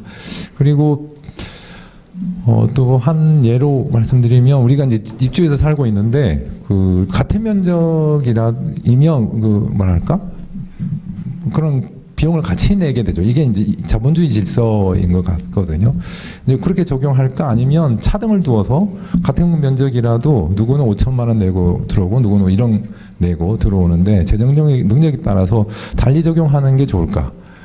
당연히 그 대부분의 멤버 전체가 달리 적용하는 게 우리가 마음이 편하다라는 이런 언급들을 해줬는데 이것 또한 그 공동체 사리가 주는 어떤 그런 맛이지 않을까 생각을 해봅니다. 그러니까 어떤 기본 정신을 같이 공유하는 거가 좀 중요하다는 생각을 좀 해봅니다. 됐습니까? 네. 간단하게 시작해 하셨을 때 그 공유라는 것을 시작하셨을 때 어떤 구성원 공동체 최소 단위가 있었을 거 아니에요. 처음에 그게 몇 명이서부터 이런 공유라든지 재정에 그런 것들을 시작하셨는지 좀 되게 궁금하네요. 저는 지금 말씀드린 것은 처음부터 그렇게 했습니다. 처음 시작할 때. 처음 시작 단위가 그러면 몇 명? 뭐한 7, 8명. 네. 우리는 처음부터 좀 해보려다 실패했고요. 좀 그래서 우리 수준이 아직은 그 정도 안 되나 보다라고 이제 솔직히 인정하고 좀 시간이 되면 적용해보자라고 해서 좀 시간을 좀 갖고 한 7년 차부터 재정을 그래도 한 통장 의식을 갖고 사용해보자라고 마음을 모았던 것 같습니다. 시작할 때 인원은 한 10명 정도였습니다. 네, 그다음에 네. 첫 번째 질문은 우리 그 은혜 공동체만 좀 해당이 되는 이야기일 것 같은데요. 그 지금 이렇게 건물을 이렇게 구입을 해서 이렇게 하고 있는 걸로 알고 있는데 실질적으로 이제 뭐 사람들이 드나드는 이렇게 공동체 상황에 따라서 드나드는 사람이 있을 텐데 나가거나 혹은 들어오는 사람들에 있어서 건물이 좀 더 이렇게 좀 공간이 더 필요하다거나 아니면 또 공간이 없어져야 될 그런 상황들에 대해서 좀 어떻게 대처하고 있는지 궁금하고요. 두 번째 질문은 그냥 원하시는 저도 어떤 분에게 좀 질문을 할지 모르는 질문인데요. 저는 이제 하진 않고 있지만 주변에서 이렇게 파트타임으로 혹은 이렇게 사역을 하고 있는 사람들을 보면은 교회에서 이 생태라는 그 관점이 굉장히 이게 현실과의 간극이 굉장히 크거든요. 근데 그런 어떻게 보면 세 분이 다 이렇게 농도 상생이랄지 혹은 뭐 농촌에서 일구는 삶이랄지 이런 메시지들이 실질적으로 사역하는 공간에서는 정작 이렇게 굉장히 이렇게 적용되기 어려운 지점들이 많은데 어떤 것부터 시작을 해야 그런 생태라는 관점들이 교회 안에서 좀 흡수가 될 수 있는지 혹은 그런 로드맵들을 좀 가지고 계신 게 있다면 좀 나눠주시면 감사하겠습니다. 네. 그 먼저 그 우리 공동체에만 해당되는 질문이라 해서 먼저 답을 하겠습니다. 지금 사실 우리가 그래도 비교적 그렇게 작지 않은 건물을 짓긴 했는데 함께 하고자 하는 사람들에 비해서는 좀 그 모든 사람들의 필요를 채우지는 못하고 있습니다. 그래서 사실 대기하고 있는 분들이 꽤나 많고요. 또 어찌 하다 보니 우리 공동체가 알려지게 돼서 또 같이 살고 싶다는 사람들이 또 기존 공동체 멤버 말고요. 또 많습니다. 우리는 이제 제한을 두지는 않아서 모든 분들이 다 함께 할 수 있는 그런 구조다 보니까 그런 분들에게 또 이제 기회가 있는 거죠. 그래서 지금 현재 기존 건물로는 다 수용이 안 된 상태여서 2호집을 지금 구상하고 있습니다. 그리고 반대로 뭐 멤버들이 이제 지금 그럴 일은 거의 없지만 몇십 년 후에 다들 이제 여기 살기가 싫다, 공동체에서 살기 싫다 해서 다 빠져나가면 어떻게 할 거냐, 뭐 그런 건물 버리고 나와야 되지 않나 생각을 해봅니다. 우리 건물 지을 때도 재정 능력 안 되면 그냥 버리고 나오자 이런 생각으로 또 접근했고요. 또 약간 그래도 혈육 공동체가 아닌 사회 연대체로 살아보자라고 하다 보니 이런 삶을 실험적으로 몇 사람은 살았지만 대거 50명이 살아본 적은 없거든요. 그래서 사실 두려움이 컸습니다. 그래서 한 몇 달 살다가 싸워서 다들 기어 나오지 않을까 뭐 그런 두려움도 가졌는데 그러면 더 버리고 나오지 뭐 이런 생각으로 접근을 했고요. 지금도 그런 생각으로 진행을 하고 있습니다. 예, 도농 상생에 대해서는 저보다는 두 분이 더 적합하지 않을까 싶습니다.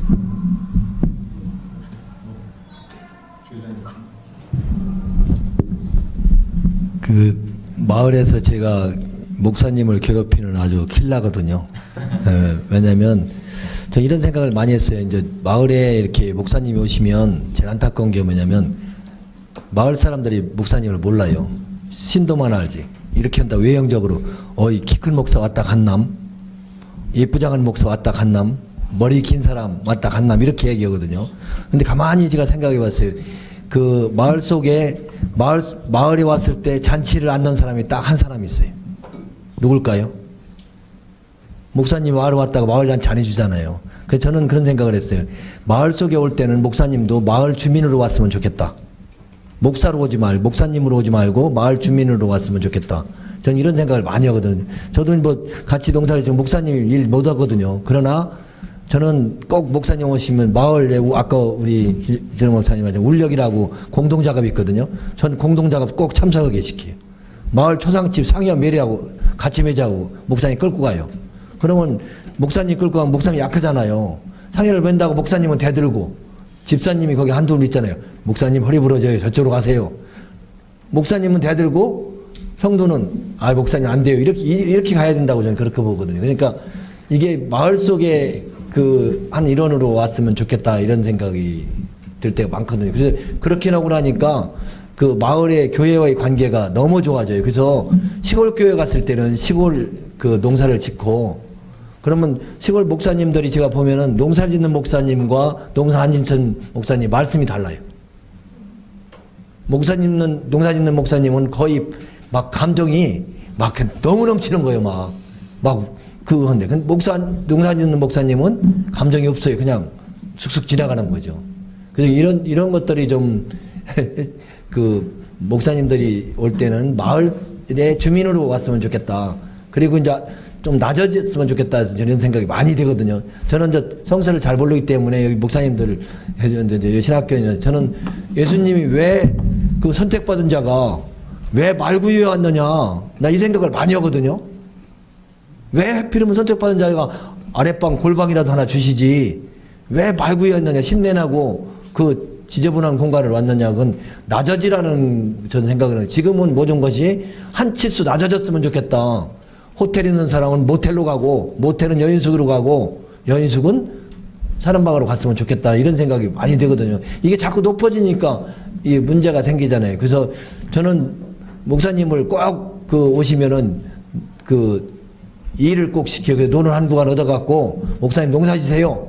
그러면 겁나갖고 마음 맞는 목사님은 다 떠났거든요. 근데 나중에 후회하시더라고요. 목사님 농사지라는 거는 함께 하자는 것이에요. 목사님이 농사지면 노탈이 성도가 다 쳐줘요. 뭐 다 심어줘요. 목사님은 물고만 보면 되거든요. 그리고 더 재밌는 건 저희 교회가 아주 가난한 교회가 조그만한데 저는 교회가 싫었어요. 왜냐하면 선교연금 면허인데 목사님이 어떤 목사님에 따라서 오고 안 오고 그래요. 하나님 앞에 주는 거라면 목사님하고 상관없어야 되거든요. 목사님이 저 목사님 때는 오고 저 목사님 안 오면 안 오더라고. 그래서 저는 성금을 다 반납시켰어요. 우리 안 받겠다. 더 어른 뒤 줘라. 그리고 논을 한 구간 얻어갖고 검옥살을 심어요. 검정쌀을 딱 심으니까 검정쌀이 비싸거든요. 우리 교회에서 이 쌀은 팔아서 이런 뒤에 목적으로 쓰여집니다 했더니 잘 사가더라고요. 그 위에서 오는 돈보다 훨씬 몇 배가 많더라고요. 그 자리 벌 수 있는 그런 게. 아까도 저기 재정 문제였는데 저희 마을은 그랬거든요. 참 이게 잘해야 그 오래 가는 것 같아요. 저희들은 검정쌀을 팔아갖고 지금이 검정쌀이 얼마냐면 지금 쌀 한 가마에 56만 원을 받아요. 96년도에. 기적이죠, 기적. 지금도 56만 원짜리가 없는데 56만 원. 그때 그 쌀을 가지고 많이 돈 버는 사람은 돈을 많이 냈어요. 기금을. 그래갖고 그 기금을 모아놓고 기금이 나오니까 이게 처리가 어렵더라고요. 왜냐하면 제가 요새 많은 사람들이 떼먹고 진역 가잖아요. 그래서 그걸 법인채로 등록을 해버렸어요. 그래서 법인에다 해놓으니까 아주 깨끗하게 좋더라고요. 검사도 많고 이렇게 해서. 그래서 그게 투명해야, 재정이 투명해야 올해 마을이 지속하고 그 단체가 지속하지 않나 이런 생각을 좀 많이 했습니다.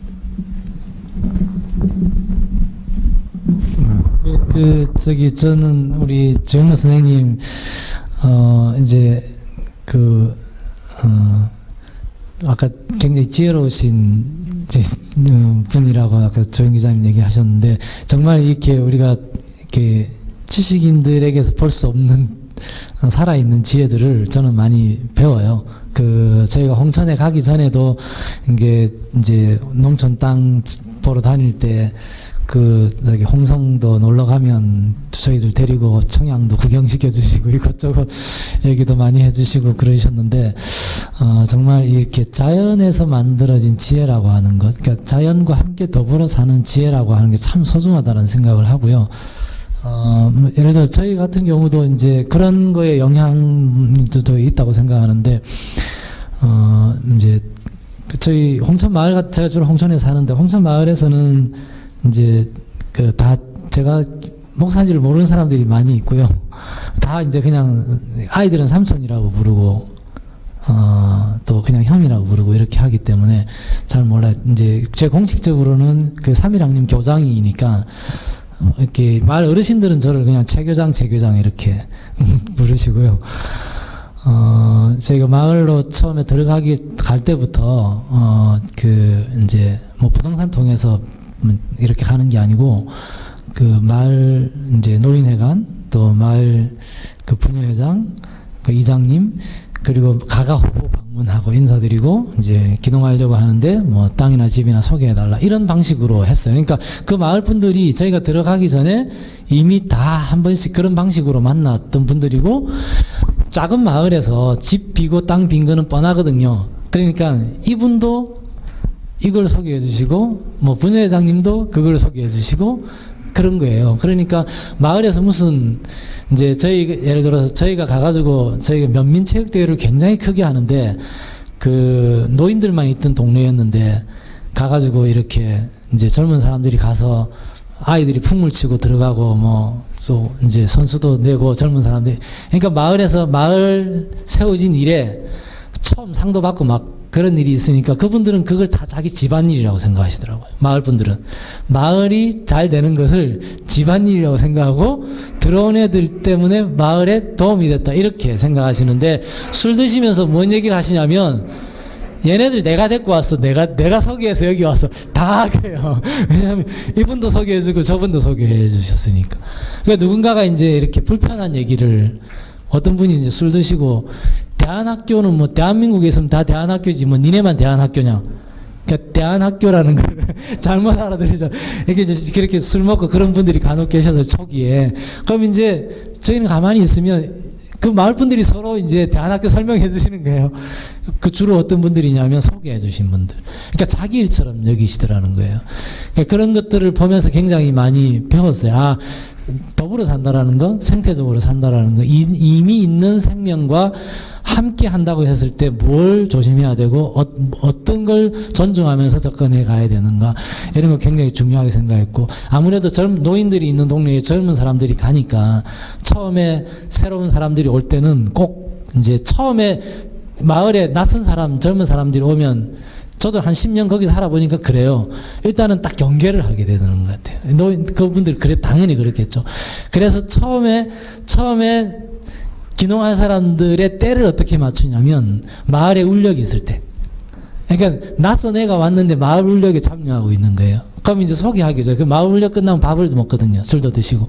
그때 이제 여기 이제 서울에서 이사 온 친구입니다. 이사 오려고 하는 친구입니다. 그러니까 이게 마을 분들이 너무 마음이 다르더라는 거죠. 그러니까 생태라고 하는 주제도 마찬가지인 것 같아요. 우리가 뭐 어떤 이념적인 주제를 가지고 생태를 막 이렇게 접근하는 게 아니고, 이미 그 사람들의 일상에 다가가 있는 주제들 속에서 생태라는 주제를 어떻게, 또 기농이라는 주제를 어떻게 접근해 갈 것인가.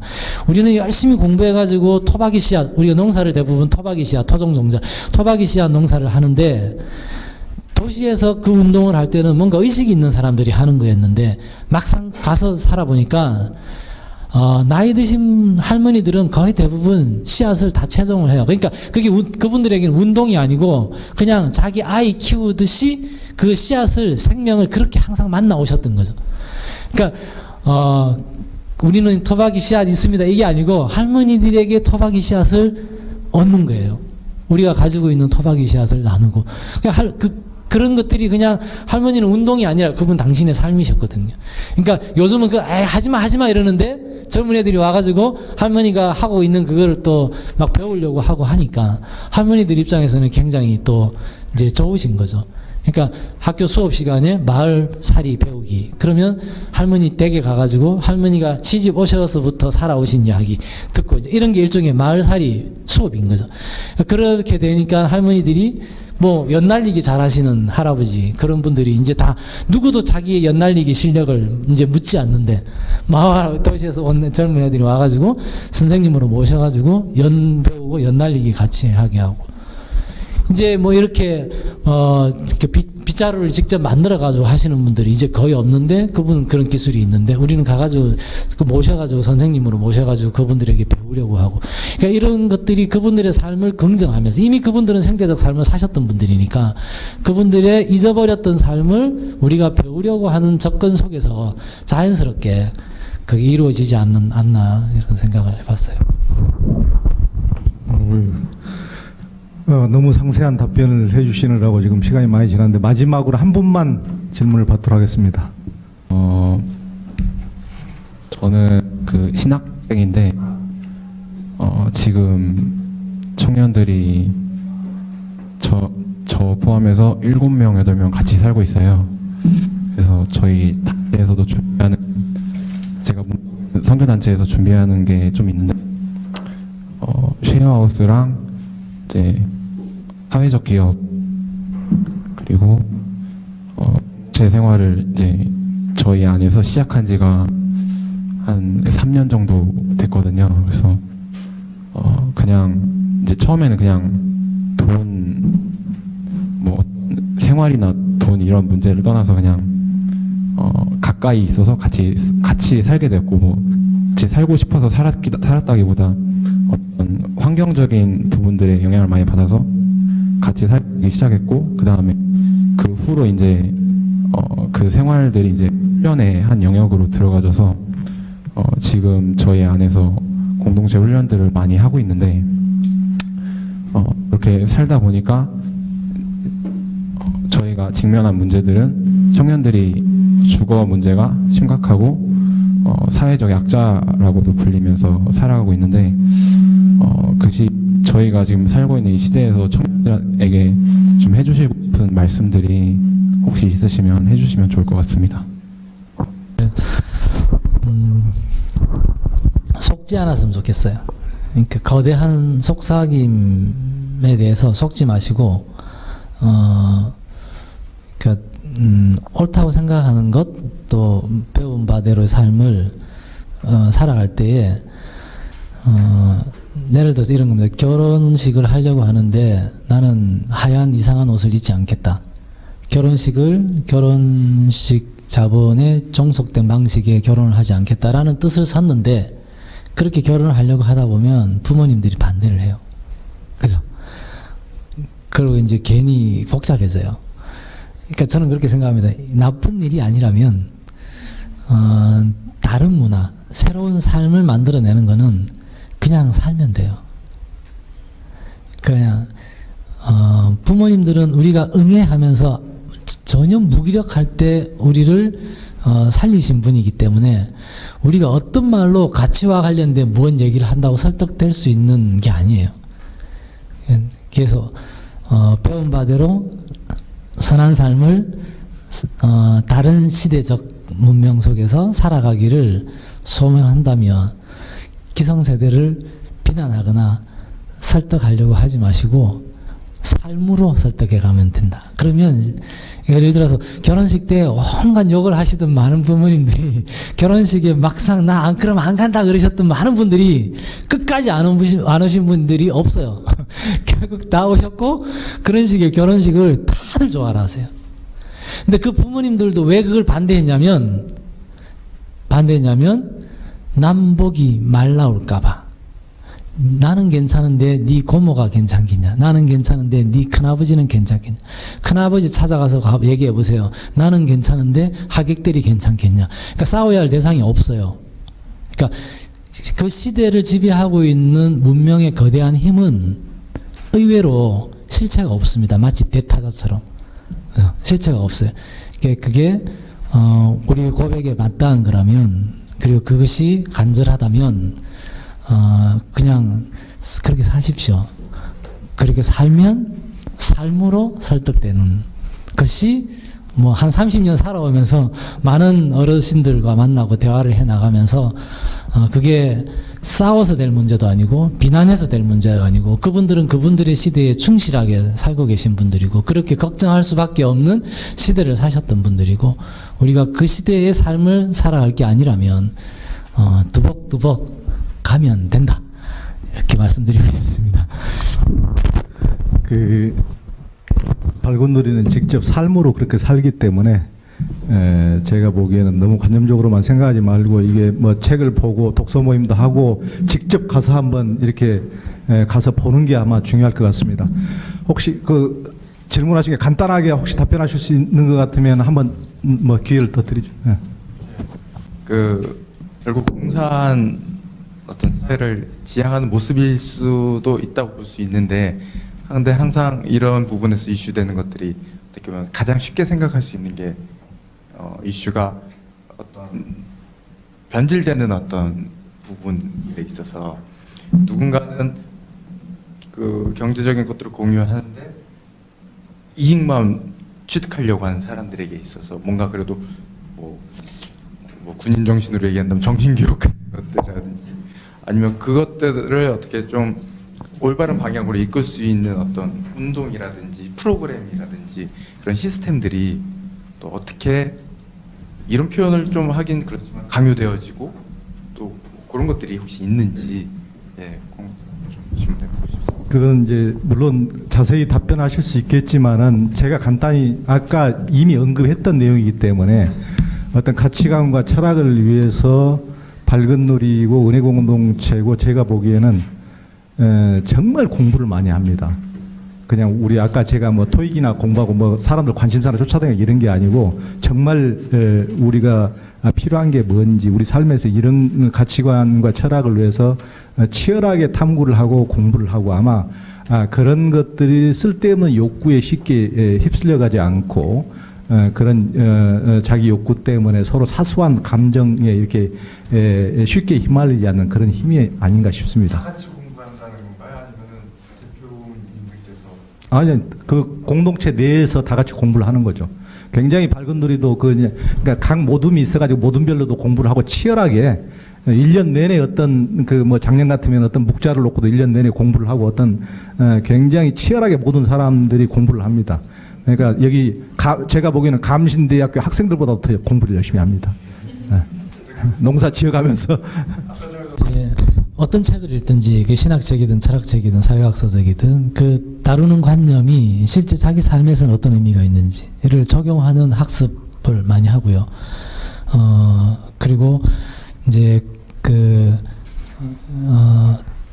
예를 들어서 이제 공동체 뭐 농생활 연구소라든지 또 농사라든지 아까 이제 조영래 선생님 말씀하신 것처럼 일과 농사를 병행할 수 있도록 하는 그런 이제 시스템들이 이제 있는 거죠. 그래서 책을 볼 때는 그 책에 대한 관념만 쫓아가는 게 아니고 그 다루었던 관념이 우리 삶을 어떻게 해석할 수 있는지 또는 내 삶이 우리가 다루고 있는 그 관념에 어떤 의미가 있는지 이런 것들을 적용하는 대화들을 나눔들을 많이 하고 또 그렇게 다루었던 것들을 이제 노동이라고 하는 그 속에서 같이 풀어갈 수 있도록 예를 들어서 이제 신학생이시죠. 아닙니까? 저희 같은 경우는 이제 신학생들이 이제 신학을 전공한 사람들이 한 10명 이상 돼요. 한 10대 명까지 되는데 그 친구들이 거의 대부분 저기 밝은 누리에 와서 뭘 주로 깨닫고 고백하고 어떤 실천을 하냐면 그동안 생명 하나님 나라를 책으로만 공부했다라는 거예요. 그래서 몸으로 공부하는 것을 한동안 시기 동안 집중적으로 많이 해요. 몸으로 수행하는 그러니까 이제 노동을 하는 것이죠. 그러니까 이제 아르바이트를 하더라도 이제 학교에서 다니면던 능력을 가지고 머리로 할 수 있는 아르바이트가 아니라 몸을 써서 할 수 있는 또는 이제 저기 강원도 홍천 같은 경우는 우리 홍천 가는 걸 피정 간다 그래. 홍천 피정 간다. 가서 이제 집 짓는다든지 농사를 한다든지 이런 노동과 함께 할 수 있도록 일과 학습이 병행될 수 있도록 이런 시스템들을 가지고 있죠.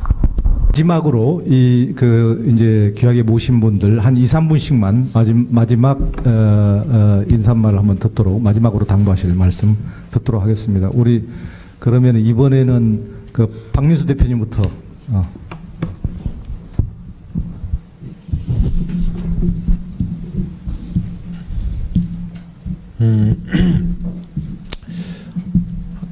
그 소소한 이야기 먼저 드리고 뭐 인사 말을 하고 싶은데요. 아까 그 농업,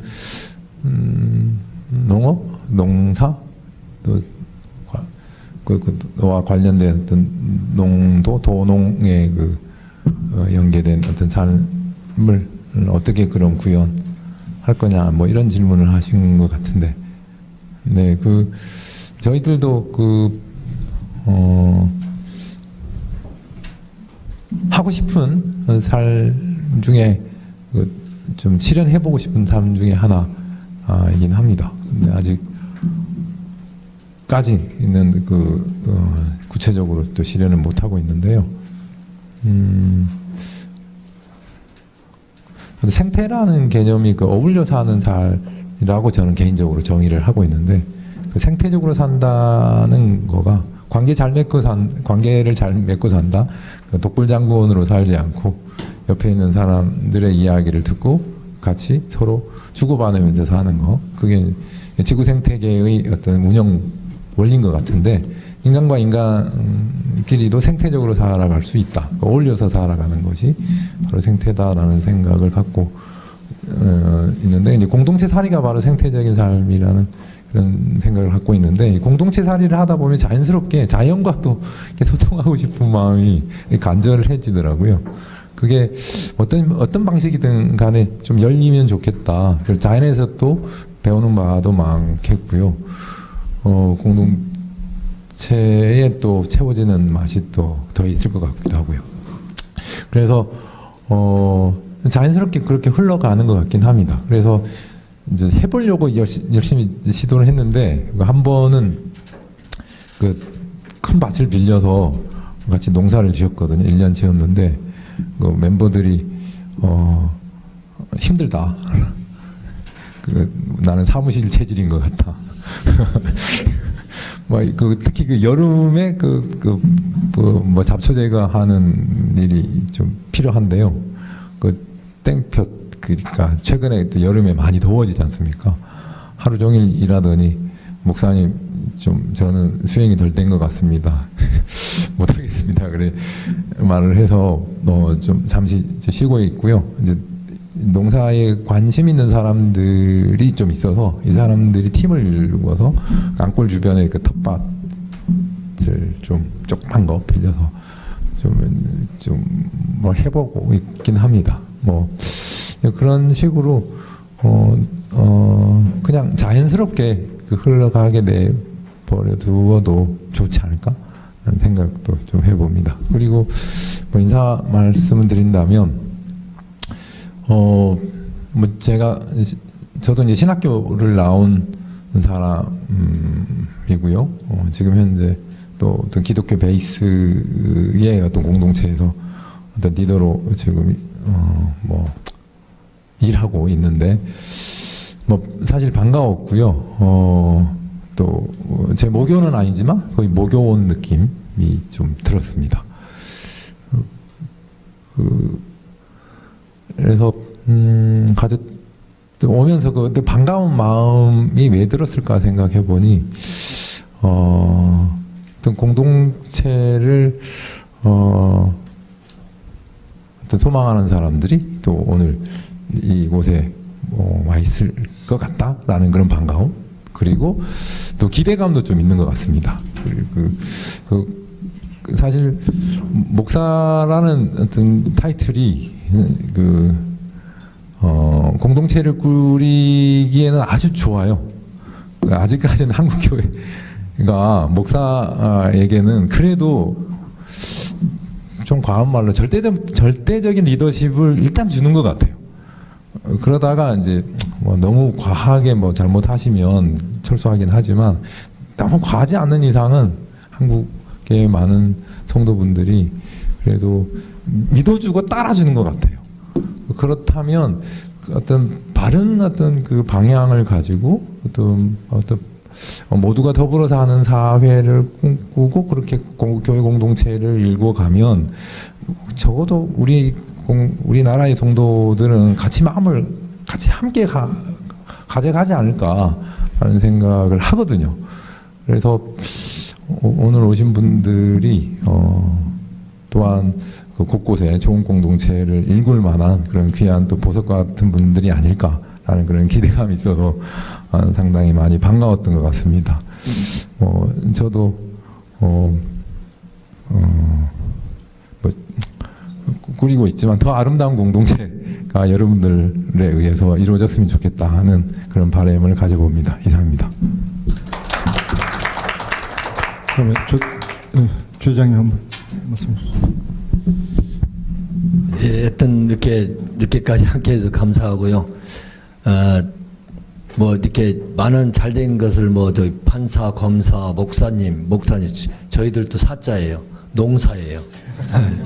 근데 저는 그러거든요. 한번 여러분들이 이제 저는 그런 생각을 많이 해요.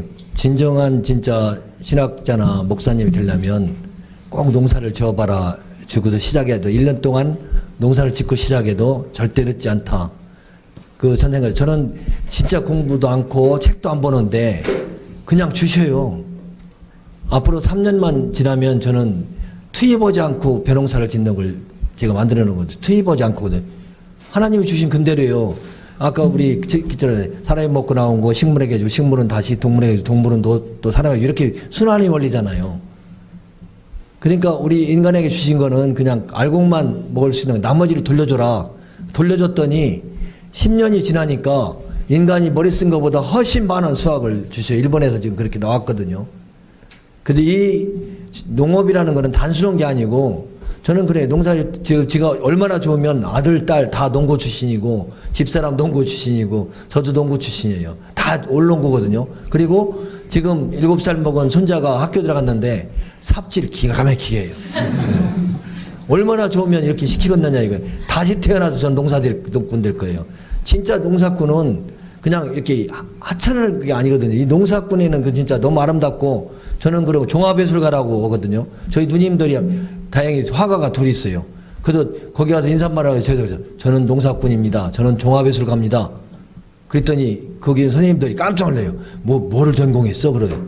보세요. 농사가 얼마나 재밌다. 농사는 농사꾼의 캔터지는 적질 않아요. 어떤 캔터지는 300평, 어떤 캔터지는 1000평. 다 그림을 그리는 사람은 물감으로 그림을 그려요. 농사꾼은 절대 물감으로 한 생명으로 그림을 그려요. 어떤 때는 씨앗으로 그리고 어떤 때는 모종이라는 종자를 가져요. 그리고 농사꾼은 디자인을 해요. 그냥 심는 사람이 없어요. 장방향으로 심을까, 가로로 심을까, 내치로 심을까, 드물게 심을까. 디자이너잖아요. 그것뿐이 아니에요. 농사꾼은 우주 천체학을 공부해요. 아, 저 앞산에 구름이 앉으더니 비가 오더라. 저 구름 앉은 날 씨앗을 뿌리자. 또 공학을 해요. 물이 안 나오니까 모다를 설치해갖고 이렇게 하나의 단순한 거를 보니까 그게 지금 보세요. 농사를 질 때 딱 심어놓으면 신비의 세상이 열려요. 기가 막혀요. 노타리 탁 쳐가 콩을 심으면 콩이 톡톡 삐질 때 나같이 무딘 사람도 자꾸 뭐라고 하고 싶어요. 이게 콩이. 근데 그거는 잠시뿐이에요. 조금이 지났더니 가라지가 덤비는데 그냥 세상을 덮을 것 같아요. 그때 열심히 해놨어요. 열심히 해놨더니 그 다음에는 비바람이 쳐갖고 거의 죽여버릴 듯이 쳐요. 그 고통을 참았더니 고통이 계속 주는 게 아니라 화려한 꽃이 피어요. 꽃이 피는데 꽃만 주실 줄 알았더니 주렁주렁 열매를 주시잖아요. 그 일생을 보면 모든 것을 보이거든요. 그래서 여기 신학을 공부하는 여러분들이 농업에 좀 더 1년 늦더라도 농촌교회에 가갖고 농업을 좀 배우고 그렇게 했으면 좋겠어요. 그리고 또 하나는 하나 말씀드리고 싶은 거는 뭐냐면 요새 선교사님들이 외국 갔다 다 째껴와요. 중국 갔다 그 잘 째껴 보내시는 거예요. 선교사들이 말씀을 갖고만 가지 말자 이거죠. 기술을 갖고 가자는 거예요. 뭐냐면 선교사들이 가는 데는 저개발 국가예요. 먹거리를 해결하지 못하는 나라를 가거든요. 거기에 가서 말씀 중심으로 가는 게 아니라 거기에 가서 농업 기술을 갖고 와갖고 유기농 기술을 갖고 가요. 그러면 뭐냐면 대우받아요. 이제는 뭐냐면 선교사님들이 자연의 순리 먹거리를 해결할 수 있는 기술을 가지고 갈 수 있는 유기농 기술자 자격증 따갖고 가보세요. 저 유기농 갖고 중국도 대우받고 베트남도 초청 가서 갔다 왔거든요. 그래서 지금 저는 그 꿈을 꾸고 있어요. 저 목사님하고 어저께 상의했어요. 선교사 농업학교를 빨리 만들자. 지금 그거 하려거든요. 그렇게 되면 선교사님들이 대우받고 그 나라 가서 칭찬받아가면서 선교할 수 있는 방법이 되거든요. 그래서 여러분들이 꼭 한번 저 홍성에 오셔요. 다 제공해 드릴게. 네, 고맙습니다. 네. 그 숙박 시설이 넉넉합니다. 가십시오. 네, 최철호 대표님. 네, 굉장히 좋은 말씀 해주셨고요. 이제 인류가 가지고 있었던 가장 오래된 그 정신적 질병 중에 하나가 공부를 활자로 하려고 하는 거라는 생각을 해요. 그러니까 하나님이 직접 쓰신 책이 이제 자연 속에 있고요. 정말 그 속에서 생명을 배우고 그 속에서 목회를 배우고 그 속에서 생명 살림을 배우는 것, 육아와 살림, 농사라고 하는 것 속에서 생명을 배우고 생명 살림을 배우는 건 너무 중요하다는 생각 강조해 주셔서 너무 공감이 되고요. 생각을 끝까지 했으면 좋겠어요. 생각을 하다가 말아버리는 경우가 많고 생각을 하다 말아버리니까 젊을 때 뭔가를 했던 뭔가 의미 있게 자기 인생을 던졌던 거를 주로 패배적으로 안게 되는 사람들을 너무 많이 봤어요. 생각을 끝까지 개신교 예수를 믿으려면 예수를 믿는 삶이 뭐냐 끝까지 생명평화가 뭐냐 끝까지 생각 개신교가 뭐냐 만인제사장이 뭐냐 끝까지 생각 하다가 생각을 하다 말아버리지 말고 끝까지 생각하고 끝까지 생각하는 게 혼자 고단하고 피곤하고 유혹이 많기 때문에 지켜줄 수 있는 지체들과 함께 그런 길들을 같이 잘 가셨으면 좋겠다라는 말씀 드리겠습니다. 예, 감사합니다. 여기 이제 감리교 감신대 와서 귀한 시간 가졌습니다. 그 감리교를 창설하신 존 웨슬리가 이제 미국에 갈 때 풍랑을 만나서 배가 뒤집어질 뻔한 위기 때 모든 자기를 비롯해서 모든 배에 있는 사람들이 정말 두려움에 떨고 너무 두려워서 미칠 지경일 때 한 무리의 사람들만 너무나 편안하게 편안한 마음으로 찬송을 하고 있는 것을 보고 당신들이 도대체 누구길래 그렇게 이런 배가 뒤집힐 위기에서도 이렇게 편안하십니까? 그랬더니 그분들이 제세례파 모라비안들이었다고 합니다. 존 웨슬리가 그들의 삶을 보고 너무나 이제 감동을 받고 변화를 일으켜서 회심을 해서 감리교를 창시했는데 그들이 바로 제가 갔던 브루도프나 아미시나 메노나이트나 이런 공동체 운동을 500년 동안 초기 기독교도로 펼쳤던 사람들입니다. 그래서 어떻게 보면은 감리교도 그런 존 웨슬리의 모델이 그런 공동체 운동을 했던 분들, 그런 분들이 무슨 헛되게 하늘에만 쳐다보고 이런 것이 아니고 직접 이렇게 몇 사람이 다니면서 그들의 사랑 속에서 하나님의 현존을 발견했던 사람들, 같이 공동체성 속에서 그것을 하늘에서 이룬 것을 땅에서도 이루려 했던 사람들, 그런 공동체였다는 것. 다시 한번 이제 그런 것을 한번 되새겨 보면서 여러분들 늦게까지 함께 해주셔서 감사합니다.